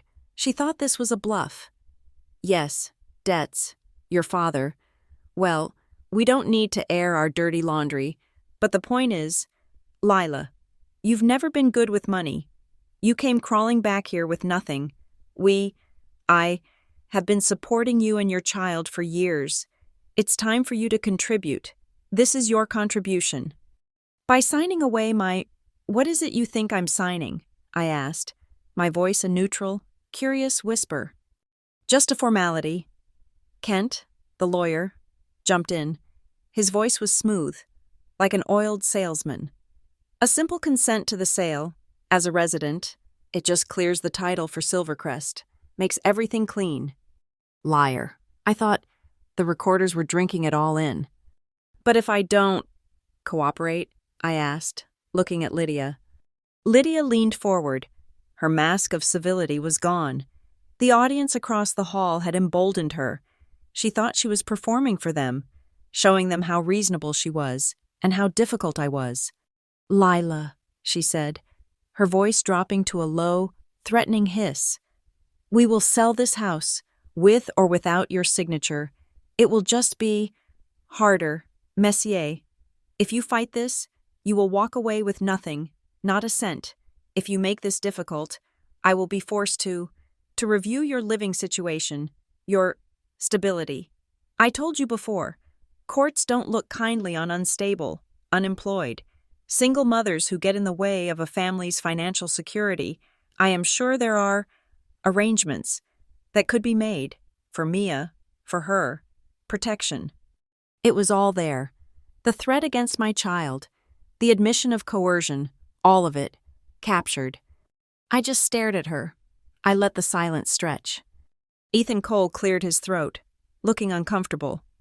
"Perhaps, Mrs. Harrison, the point is, we at Silvercrest are prepared to make a very generous offer, and we have a small relocation stipend for Lila, for her trouble. If she signs today—" "Yes," Lydia said, smiling, seizing the opening. "See? We're taking care of you. We've always taken care of you." She pulled one last paper from her briefcase. It was the beneficiary's consent to Lien, the real one, and a pen. She pushed them across the heavy, dark wood, the same table my recorder was taped to. "It's time to be a part of the family. Lila, it's time to stop being a burden. Sign the paper." The room was silent. Every eye was on me, my father, sinking in his chair, refusing to look at me. Kent, smiling, predatory, Ethan, impatient, and across the hall, my 3 witnesses, holding their breath. Lydia's smile was pure, venomous triumph. She had me. I was cornered, beaten. I looked at the paper, I looked at the pen, then I looked up at her. And for the first time in my adult life, I smiled back. It was not the smile of a victim. It was the smile of a predator that had just watched its prey walk calmly, stupidly, into a cage. The trap was sprung. I picked up the pen. Lydia's smile widened. My father visibly relaxed, sinking further into his chair, relieved that the unpleasantness was almost over. I held the pen for a moment, letting the silence in the parlor stretch. Then, instead of touching it to the paper, I used it to gently slide the entire stack of documents across the coffee table until it touched Talia's binder. "I think," I said, my voice quiet but clear, "I'd like my lawyer to review this first, just to be safe." The silence that followed was a different kind. It was sharp, cold, and absolute. Lydia's smile froze, cracked, and fell. Your what? My father's head snapped up. Your lawyer? What the hell is this? Lila? A lawyer? Kent, Lydia's attorney, let out a short, incredulous laugh. A lawyer? Cute. Miss Harrison, I assure you, this is a standard, boilerplate agreement. Your consultant. My lawyer, Talia interjected. Her voice was no longer pleasant. It was the voice of a Chicago litigator. Talia Grant, with Grant, Miller, and Chase, and she's right to be cautious, because this document, she tapped the paper Lydia had pushed at me, is fraudulent. That is a very serious allegation, Kent said, his face darkening. He was shifting from smug to aggressive. You'd better have more than just... Oh, I do, Talia said. She flipped open the heavy red binder. The thud of the cover hitting the table was the sound of a gavel. Let's start at the beginning, shall we? This, she said, sliding a thick, ribbon-bound document out. It was the original. Is the last will and testament of Mercer Rhodes, filed, executed, and notarized. The one, I might add, that Lydia here has been telling her husband and the banks was superseded. It was not. Talia's voice was clear, projecting not just to the room, but to the audience across the hall. Per this will, the property at this address was left in a life trust to Anne Harrison, and upon her death, passed directly to her only child, my client, Ms. Lila Harrison. Legally, this house has been hers since she was 16 years old. Ethan Cole, the developer, sat bolt upright. What? Our title search showed Calvin Harrison as the executor, yes, Talia said, but not the owner, a fact he and his wife, she glanced at Lydia, seemed to have conveniently omitted from their applications. That's old paper, Lydia sputtered. Finding her voice, it was high and reedy. It's meaningless. We have a new power of attorney, a new arrangement. Maggie agreed. She signed. Yes, the new power of attorney, Talia said. She pulled out another document. This one? The one you had your 90-year-old, hypertensive mother-in-law sign 3 months ago? The one granting you total control of all her assets? It's perfectly legal, Kent snapped. It's perfectly under review, Talia countered, her voice like ice. Because I filed an emergency petition with the county court this morning on behalf of Mrs. Rhodes, and I must say, the judge was very interested in the timing. He was very interested in the fact that it was signed under what appears to be extreme duress, and he was especially interested in the fact that it was used to immediately begin liquidating assets against her express wishes. Talia let that hang in the air. Then she produced another paper. Which is why, at 10:03 a.m. today, the court issued this, a temporary restraining order, freezing all assets held by Maggie Rhodes, including any property listed in the Mercer Rhodes Trust. That means this house. Ethan Cole shot to his feet. A tro? Are you telling me this property is frozen? That there's a lis pendens filed on the title? As of this morning, yes, Talia said. If Silvercrest proceeds with this sale, you would not be buying a house. You would be buying a long, expensive, and very public lawsuit, one involving financial elder abuse. I'd check the warranties in your purchase agreement. Mr. Cole, I'm almost certain your sellers didn't disclose this. Cole looked at Lydia, his face a mask of fury. You said the title was clean. You said she was just a disgruntled relative. She is. This is nonsense. She's lying. Lydia was on her feet now, her face a mottled red, her eyes wild. Am I? Talia said. She pulled out the bank's loan packet. Then let's talk about this. The home equity application, the one you and Calvin filed last week, to pull all the equity out of the house before you sold it. A little double dip, I believe it's called. She held up the last page. The draft. The one with my forged signature. And this, Talia said, this is my personal favorite. Consent Lila Harrison signed. PDF. An exquisite piece of forgery. I've already sent it to a forensic analyst. Wire fraud. Mr. Kent. A federal offense. carries a lovely sentence of up to 20 years. Kent, the lawyer, had gone white. He looked at Lydia. You forged it? You told me she had agreed. It's not, it was a draft, Lydia stammered. A draft you were planning to file, I said, speaking for the first time since it began. My voice was low and shaking, but not with fear, with rage. You sat here, I said to Lydia, and you talked about family debts. You talked about catastrophic medical costs for Grandma. I reached into my own bag. I pulled out my spreadsheet, the one I had worked on all night. I threw the stapled pages onto the table. Here, I said. Here is my contribution. This is a ledger, on the left. You'll see every fraudulent withdrawal you made from my grandfather's trust fund for the last 2 years. And on the right, the corresponding purchases. $2,000 from the trust on April 10th, an emergency withdrawal, and here, your credit card statement from April 10th. Cancun getaway deposit, $2,000, $500 on March 5th. Medical needs, and here, spa day, $400. I looked at my father. She wasn't paying debts. Dad, she was funding her new life. She wasn't caring for Grandma. She was robbing her. She was robbing me. My father just stared at the papers, his mouth opening and closing. This is slander, Lydia shrieked. It's all lies. I did it. I did it to protect this family. From her. From that ungrateful, old woman. She pointed, not at me, at the living room. And from the living room, a voice. It was thin. It was reedy. It was amplified by the small portable oxygen machine, but it was perfectly, terribly clear. You are the liar, Lydia. Every head turned. Grandma Maggie was leaning forward in her transport chair. Pastor Angela was at her side, holding a glass of water.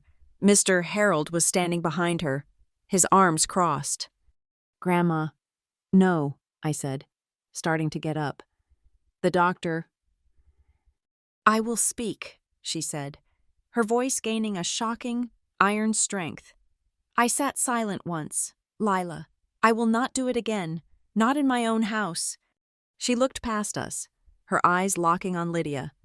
She threatened me, Maggie said, her voice projecting into the parlor. The recorders were catching every word. She told me, if I did not sign the papers, the blank ones, the ones I did not understand, she would put me away. She said she would find a home so far away that my family would forget me. She said I would die alone, and she said that my son. Her gaze shifted to my father. Calvin looked like he'd been struck. She said Calvin had already agreed, that I was a burden to him, and he let me believe it. No, my father whispered. No, Mom, she said it was easier, for the bills.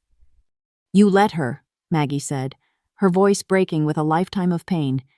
You let her hit my granddaughter. You yelled at me, and you broke my heart. My father made a small, choked sound. He put his head in his hands. He was done. He was broken.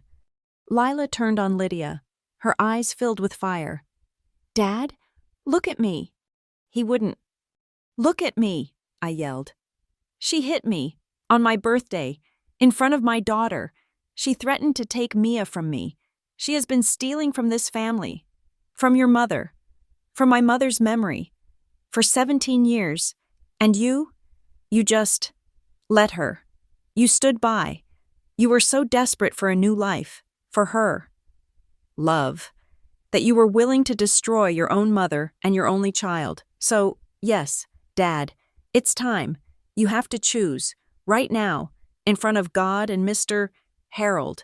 Is it her, or is it the law? This is ridiculous, Lydia finally snapped. Her entire body was shaking. The mask was gone. This was the raw, cornered, vicious thing she had always been.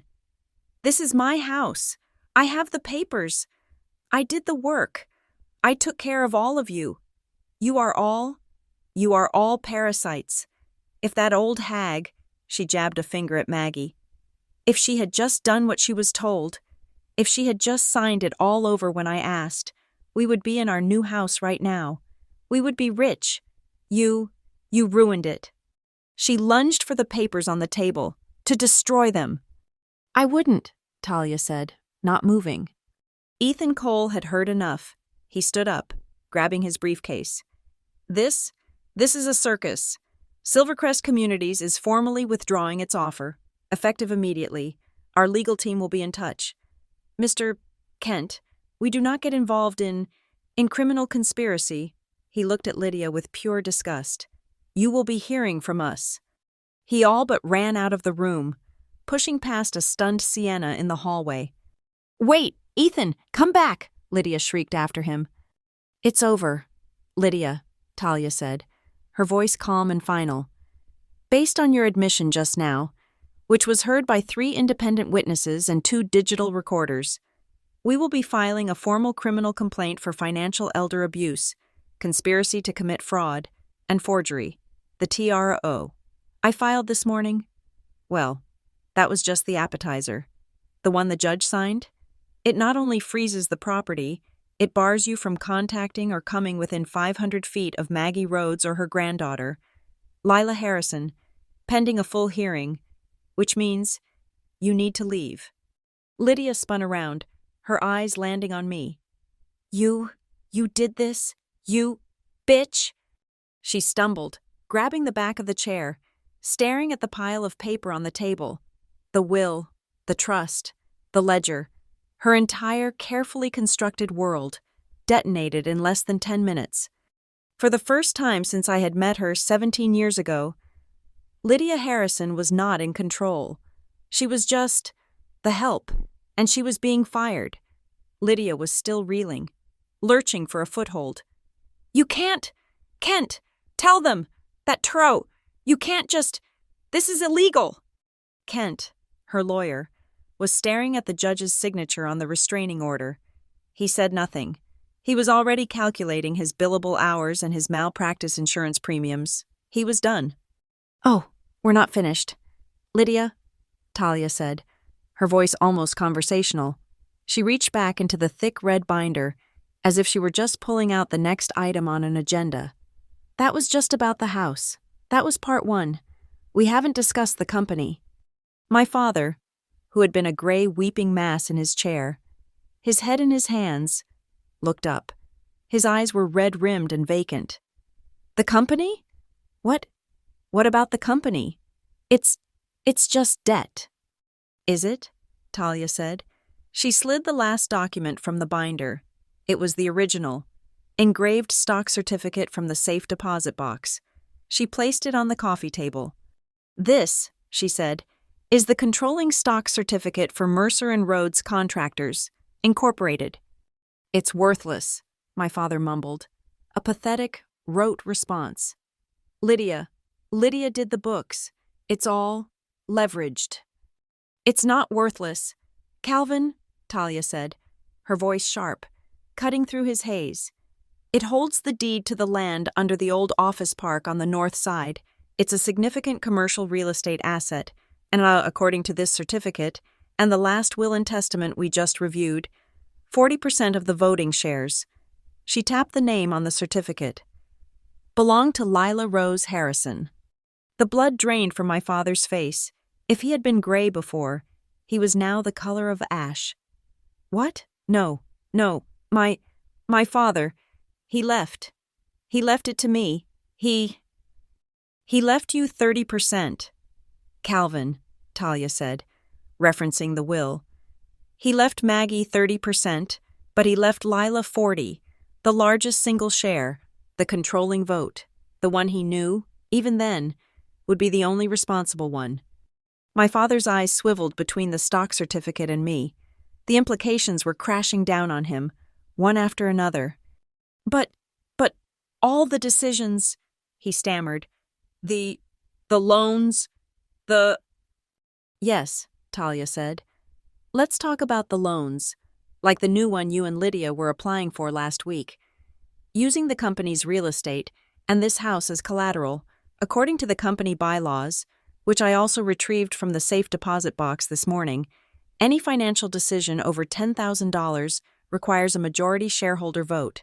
That means, she said, pointing a finger at me, it required her vote. Calvin finally understood. It wasn't just a forgery against a beneficiary, it was a forgery against the majority shareholder. You? He looked at me, his mind completely broken.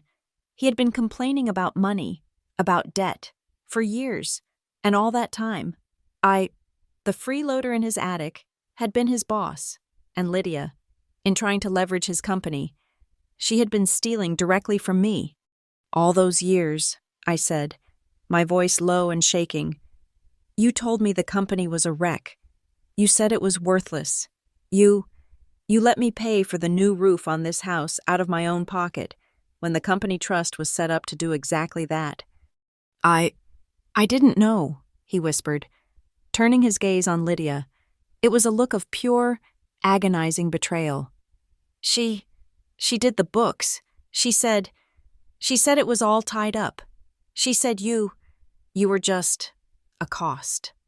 Lydia was staring at the stock certificate as if it were a snake. This was the one thing she had never known, the one box she had never found, the one secret my grandfather had kept, even from his own son. I stood up, my hip throbbed, a dull, fiery ache, but I stood straight. All right, I said. My voice was not loud, but it cut through the room. I was a project manager. I was a majority shareholder. I was calling a meeting. As the majority shareholder of Mercer and Rhodes Contractors, I said, I am calling an emergency meeting of the board, effective immediately. Kent, the lawyer, finally found his voice, though it was thin and reedy. You can't just do that. That's not how corporations work. There are procedures, bylaws. You need to file notice. I'm so glad you mentioned the bylaws, Mr. Kent, Talia said, sliding another slim stapled document across the table. Section 4, Article 2. An emergency meeting may be called at any time by any shareholder holding more than 30% of the voting stock. She has 40. A quorum is established by the presence of a simple majority of shares. Let's see. Lila has 40%. Calvin has 30. Maggie has 30. They are all present. We have 100% of the shares in this room. The meeting is legal. It is called. It is happening. Lydia let out a wild, high-pitched, barking laugh. A meeting?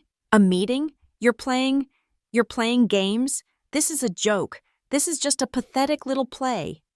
It's not a joke, Lydia, I said. You're just not invited. You're not a shareholder.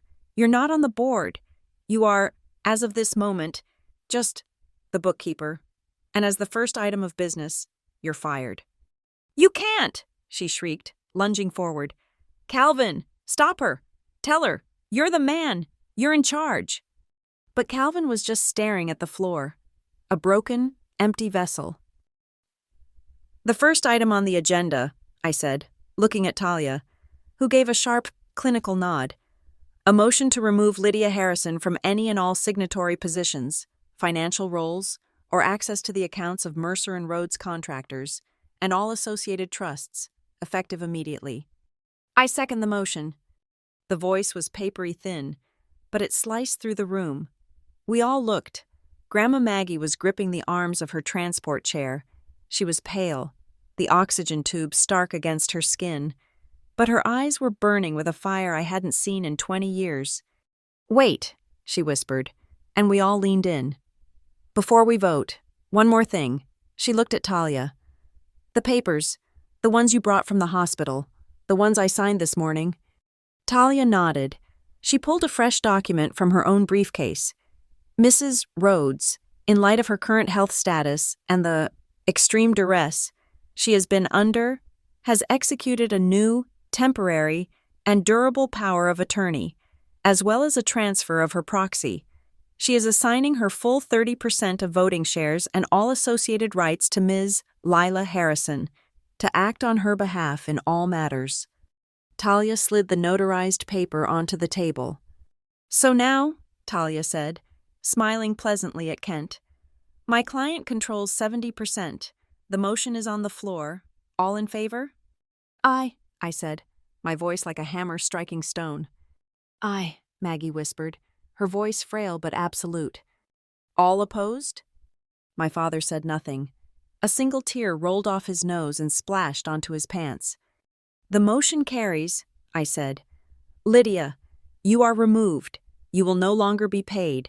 You will no longer sign a single check. You have no more authority in this family or this company." "Lila, stop." My father's voice was a choked plea. "Please, this is family. We shouldn't, we don't do this to each other. She's my wife." I turned on him, the last shred of pity I had for him, the last echo of the daughter I used to be, evaporated. You don't do this?" I said, my voice low and trembling. "You sat at my birthday dinner, in front of my 7-year-old child, and told me I had 24 hours to get out. You stood there, silent, while she hit me. You yelled at your own mother and put her in the hospital. You didn't want family. Dad, you wanted a financial plan. You wanted a quiet life, and you didn't care who you had to sacrifice to get it. You chose her. You chose the woman who sees this family as a balance sheet, and today, I tapped the ledgers on the table. The accounts are being settled."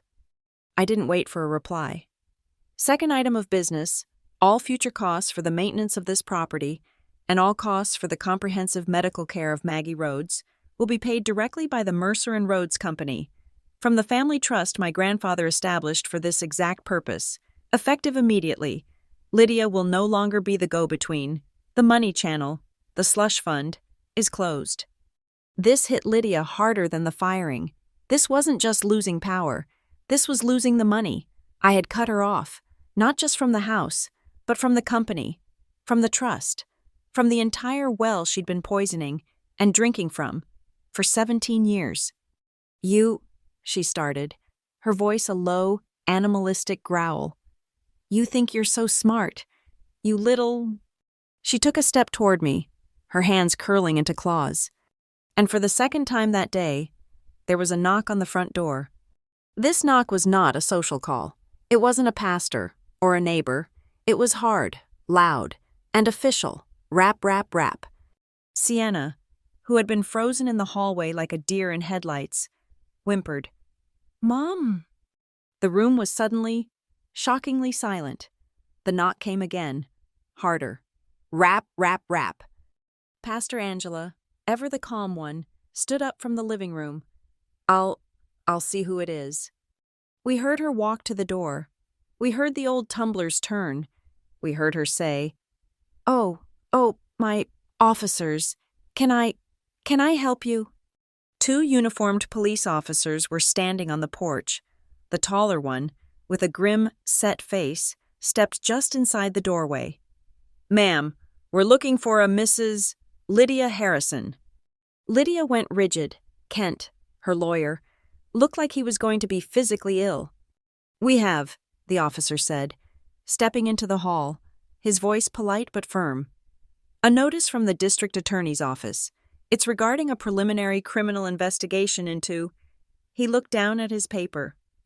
"Financial malfeasance, forgery, and elder abuse. They weren't here to arrest her. Not yet. Talia's TRO and the criminal complaint, filed with the evidence of the forged signature and the stress-induced heart attack, had triggered an immediate, high-priority flag at the DA's office." "Mrs. Harrison," the officer said, his eyes finding Lydia in the parlor. "We are serving you with this notice. We are also instructed by the DA to inform you that, pending this investigation, you are not to leave the state of Illinois. We will need to take your passport." My passport?" Lydia's voice was a high-pitched squeak. I'm not. This is a family dispute. It's a misunderstanding." "We're aware of the family relationship, ma'am," the second officer said, his voice flat. "But the allegations are significant. The DA is fast-tracking it." He saw Kent. Are you her legal counsel, sir? Kent, his face slick with sweat, just nodded dumbly. Good, the officer said. Then you can advise her on the rest. His eyes scanned the parlor, the mess of papers on the coffee table. We've also been instructed by the DA's office to secure any financial documents related to the case in your briefcase, ma'am. Lydia made an involuntary move toward her briefcase, the one with the black moleskin notebook. I wouldn't, ma'am, the officer said, his voice quiet. He wasn't threatening. He didn't have to be. We'll take that briefcase, and that one. He nodded at Kent's, and the files on the table. Calmly, professionally, they began to gather up her entire life, her ledgers, her commission notes, her forgery, her threats. They put them into evidence bags. Lydia was hyperventilating, making small, sharp, gulping sounds. She watched them take her power, piece by piece, and seal it away. Finally, when they had it all, they turned to her. You will be hearing from the district attorney's office within 48 hours. Have a good day, ma'am. And they left. The silence they left behind was total. My father was sobbing quietly into his hands. Sienna was crying in the hallway. Lydia stood in the middle of the room, empty-handed. Her lawyer was useless. Her developer was gone. Her husband was broken. Her money was gone. Her passport was gone. She turned, very, very slowly, to look at me. Her face was no longer red. It was a waxy, terrifying white. Her eyes were black with a hatred so pure, so concentrated, it was almost beautiful. You, she whispered, her voice a venomous rasp, you are not a person. You are not human. You are a snake, a traitor. You did this to your own family. I stood up, my hands flat on the table. I looked at the woman who hit me, who called my child a bastard, who tried to destroy my grandmother, who tried to steal my home. No, Lydia, I said. My voice was cold. My voice was clear. And my voice was, for the first time, free. I'm just doing what someone in this family should have done a long time ago. I'm protecting the weak, and I'm protecting the truth. The air, thick with shock and adrenaline, vibrated in the space the police had left. Lydia, her face a white, waxy mask of pure hatred, was a statue. Then, she was not. With a raw, guttural scream that came from her very center, she lunged, not at her briefcase, not at the door, at me. Her hands were curled into claws, her red-painted nails aimed directly at my eyes. You! I flinched, throwing my hands up, but I wasn't fast enough. A dark suit jacket moved between us. Ethan Cole, the Silvercrest developer, grabbed her by the wrists, his motion fast and practiced. He hadn't fled with the police.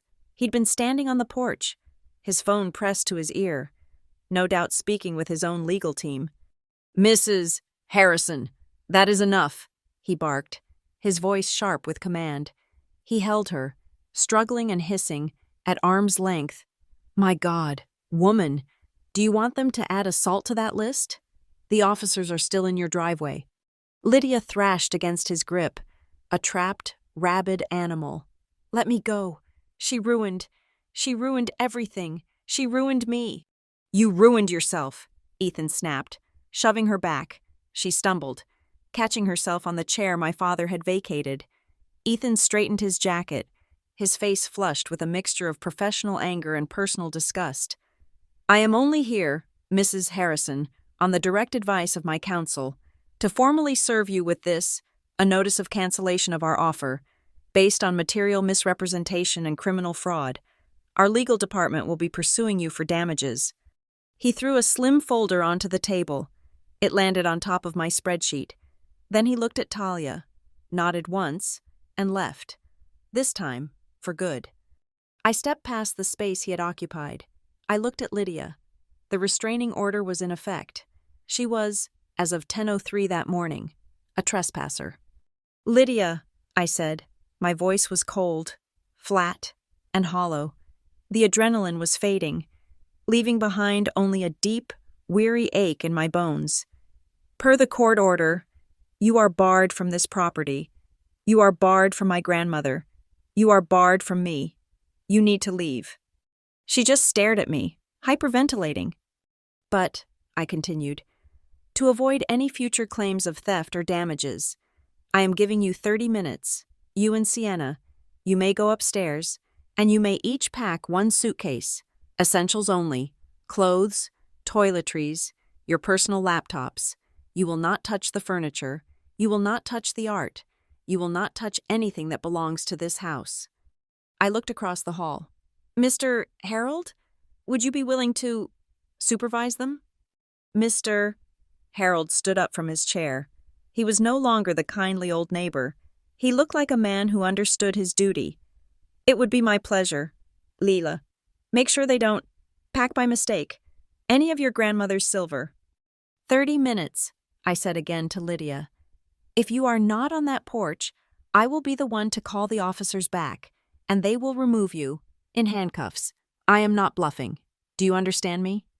She understood. Lila, honey. My father's voice was a wet, pathetic rasp. He rose from his chair, his hands outstretched, his face a crumpled, tear-soaked ruin of self-pity. Lila, please, can we talk? In the kitchen? Just you and me. 5 minutes, please. I looked at the man who was my father, the man who had sat silent, the man who had chosen, every day for 17 years, to be a coward. The love I had for him, that desperate, childish need for his approval, had been burned out of me. It was gone. I felt nothing but a vast, cold emptiness. Talk? I said. You want to talk now. You didn't want to talk 36 hours ago, when you told me I had 24 hours to get out. You didn't want to talk when she hit me. You didn't want to talk when my daughter was screaming, hiding her face in my shirt. I didn't know what to do, he sobbed, a broken, useless man. No, I said, the word a final, sharp blade. I am done talking to you. Dad, the time for private talks in kitchens is over. If you want to talk, you can talk to the police. You can talk to the district attorney. You can talk to the judge. When you are subpoenaed to testify why you stood by and let your wife financially and emotionally abuse your own mother, you can explain your silence to them, but you will not talk to me, not now, not in private, maybe not ever. He collapsed back into the chair. The sound he made a terrible, gulping sob. He had made his choice. This was the consequence. Lydia. The voice was thin, but it commanded the room. Grandma Maggie, from her chair, was motioning with one frail hand. Come here. Lydia, dazed and beaten, actually obeyed. She shuffled, like a woman in a dream, to the side of my grandmother's transport chair. Kent, her lawyer, was just staring at his phone, no doubt texting his firm's malpractice carrier. He had already abandoned her. I loved you, Maggie whispered, but it was so quiet. We all heard it. The recorders, still running, heard it. I thought, when my Mercer died, I thought you would be the one, the strong one, to protect Calvin, to protect this family. I trusted you. Lydia's face twisted, a brief spasm of, was it guilt? I did.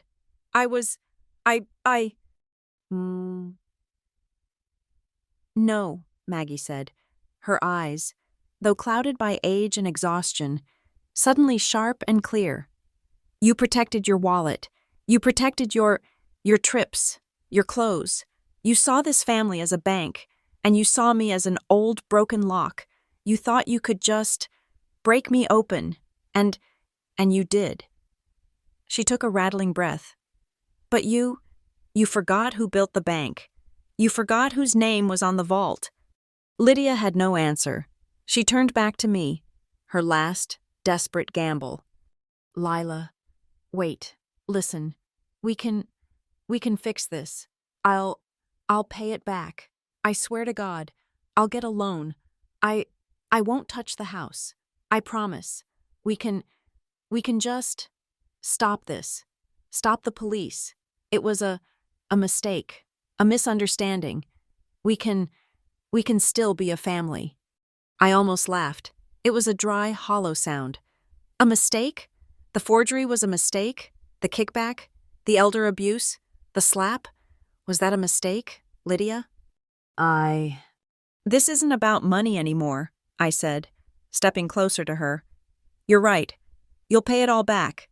Talia's team of forensic accountants will make sure of that. They will claw back every single cent you stole from that trust. But this is about what my mother deserved. It's about what my grandmother deserved. It's about what my daughter deserves. And they deserve a life without you in it. Mom? A small, broken voice came from the hallway. Sienna. She had been silent this whole time, a ghost in her own story. She was pale, her phone clutched in her hand, her eyes wide with a dawning, terrible understanding. Mom, did you hate them this much? Did you hate her that much? It was a simple, childish question, and it was the most profound sentence spoken all day. It exposed the rot, the sheer, pointless, petty malice of it all. Lydia looked at her daughter, and for a second, I thought she might break. But she didn't. She just hardened. Her face became stone. Go pack your bag. Sienna, we're leaving. Sienna just stared at her, then burst into tears and ran up the stairs. Lydia, her shoulders rigid, followed. Mr. Harold, with a grim nod to me, followed them both. I'll just wait in the hall, if you don't mind. Make sure you don't pack any of your grandmother's silver. While they were upstairs, I walked, Pastor Angela, and Talia. I took out my phone. I went into the living room. I took pictures. I took pictures of the art on the walls, the antique sideboard, the silver. I documented the state of every room. What are you doing? Clara, Harold's wife, asked. Preventing the next lawsuit, Talia answered grimly. The one where Lydia claims we stole her valuable antiques and threw her out with nothing. We're creating a record of the scene, documenting the assets of the estate, as it stands. 15 minutes later, they came down, 2 suitcases. Sienna was weeping, her face buried in her hands. Lydia was a pillar of salt, her face set, her eyes dead. She stalked to the front door. Kent, her lawyer, just said, "I'll be in touch," and scurried out ahead of her, not even making eye contact. Lydia paused at the door, her hand on the knob. She turned back, her gaze falling only on me. "You will regret this," she hissed, her voice a low, venomous promise. "For the rest of your life, family. Family does not drag each other to court. Family does not do this." I looked at her. I thought of the angry purple bruise on my face. I thought of the terror in Mia's eyes. Family doesn't hit family on their birthday in front of their children, I said, my voice soft. But it landed harder than her shout. And they don't call it love. Her face crumpled. She had no answer. She pulled the door open, grabbed Sienna's arm, and stepped out onto the porch. I stepped forward, and I closed the door. The click of the deadbolt sliding home was the loudest sound I had ever heard. It was a line drawn, a border secured. The past was on the porch. The future was in the house. The silence that fell was new. It wasn't the heavy, oppressive silence of Lydia's reign. It was clean. Talia began packing her binders. "Well," she said, letting out a long, slow breath. "That was a day." Is it over?" I asked. Talia shook her head, her expression kind but firm. "No, this was just the first battle. This was stabilization. Now the real work begins. The criminal investigation. The DA is very interested. The trials. The civil suits to claw back every dime she stole. It'll be a year, maybe 2. It'll be depositions. It'll be ugly." She smiled, a real, warm smile. "But you're not the defendant. You're the one in charge. You're the owner. The law is on your side, and the evidence is locked in an evidence bag. You're in the driver's seat, Lila. I nodded. I could handle that. I was a project manager, after all. Harold and Clara, and Pastor Angela, left soon after. With quiet hugs and promises of support, Talia left last, squeezing my arm. Call me tonight, after you've had a minute, and get some rest. You've earned it. The medical transport team came and moved Grandma Maggie to her own room, the one on the first floor, the one Lydia had turned into a storage closet. We cleaned it out. We made it hers again. Later that evening, after Sarah brought a sleepy, confused Mia home, the three of us were in the living room, just us. I had wheeled Grandma's armchair to the big bay window, the one that looked out over the front lawn, the spot where my mother used to sit and read. The oxygen tank hissed softly beside her. I opened the window. The cool night air, smelling of cut grass and autumn, drifted in. For the first time, the house felt like it could breathe. For the first time, it felt like mine. Not just on paper. It felt mine because the poison was gone. Mia, still in her pajamas, patted over. Mom, is Auntie Lydia on a trip? Yes, baby, I said, pulling her onto my lap. She's on a long trip. Her and Sienna. Oh. She thought about that. Is she coming back? No, I said. No, she's not. I looked at the coffee table. The birthday cake from that first night, my 33rd, was still there, stale and untouched. I found a single, small candle in the kitchen drawer. I stuck it in the center. I lit it. Mia and I sat on the floor. Grandma Maggie watched from her chair, her eyes wet in the flickering light. Mia looked at the three of us, me, her, an old woman with an oxygen tank. Mom, she whispered, her voice small in the quiet room. Are we still a family? I pulled her close, kissing the top of her head, my throat thick. Yeah, baby, I whispered back. We are, but we're a new kind, a better kind. She looked at me. What kind? The kind, I said, looking from my daughter's trusting face to my grandmother's peaceful, sleeping one, where no one is ever allowed to hurt someone else and then call it love. I blew out the candle. The room went dark, and the story, my real story, finally began. Thank you all so much for listening to my story. I'd love to know, where in the world are you listening from? Please drop a comment below so we can connect and share our thoughts. Make sure you subscribe to the Lila Revenge Stories channel, like this video, and if you want to support this story, please hit that hype button so more people can hear it.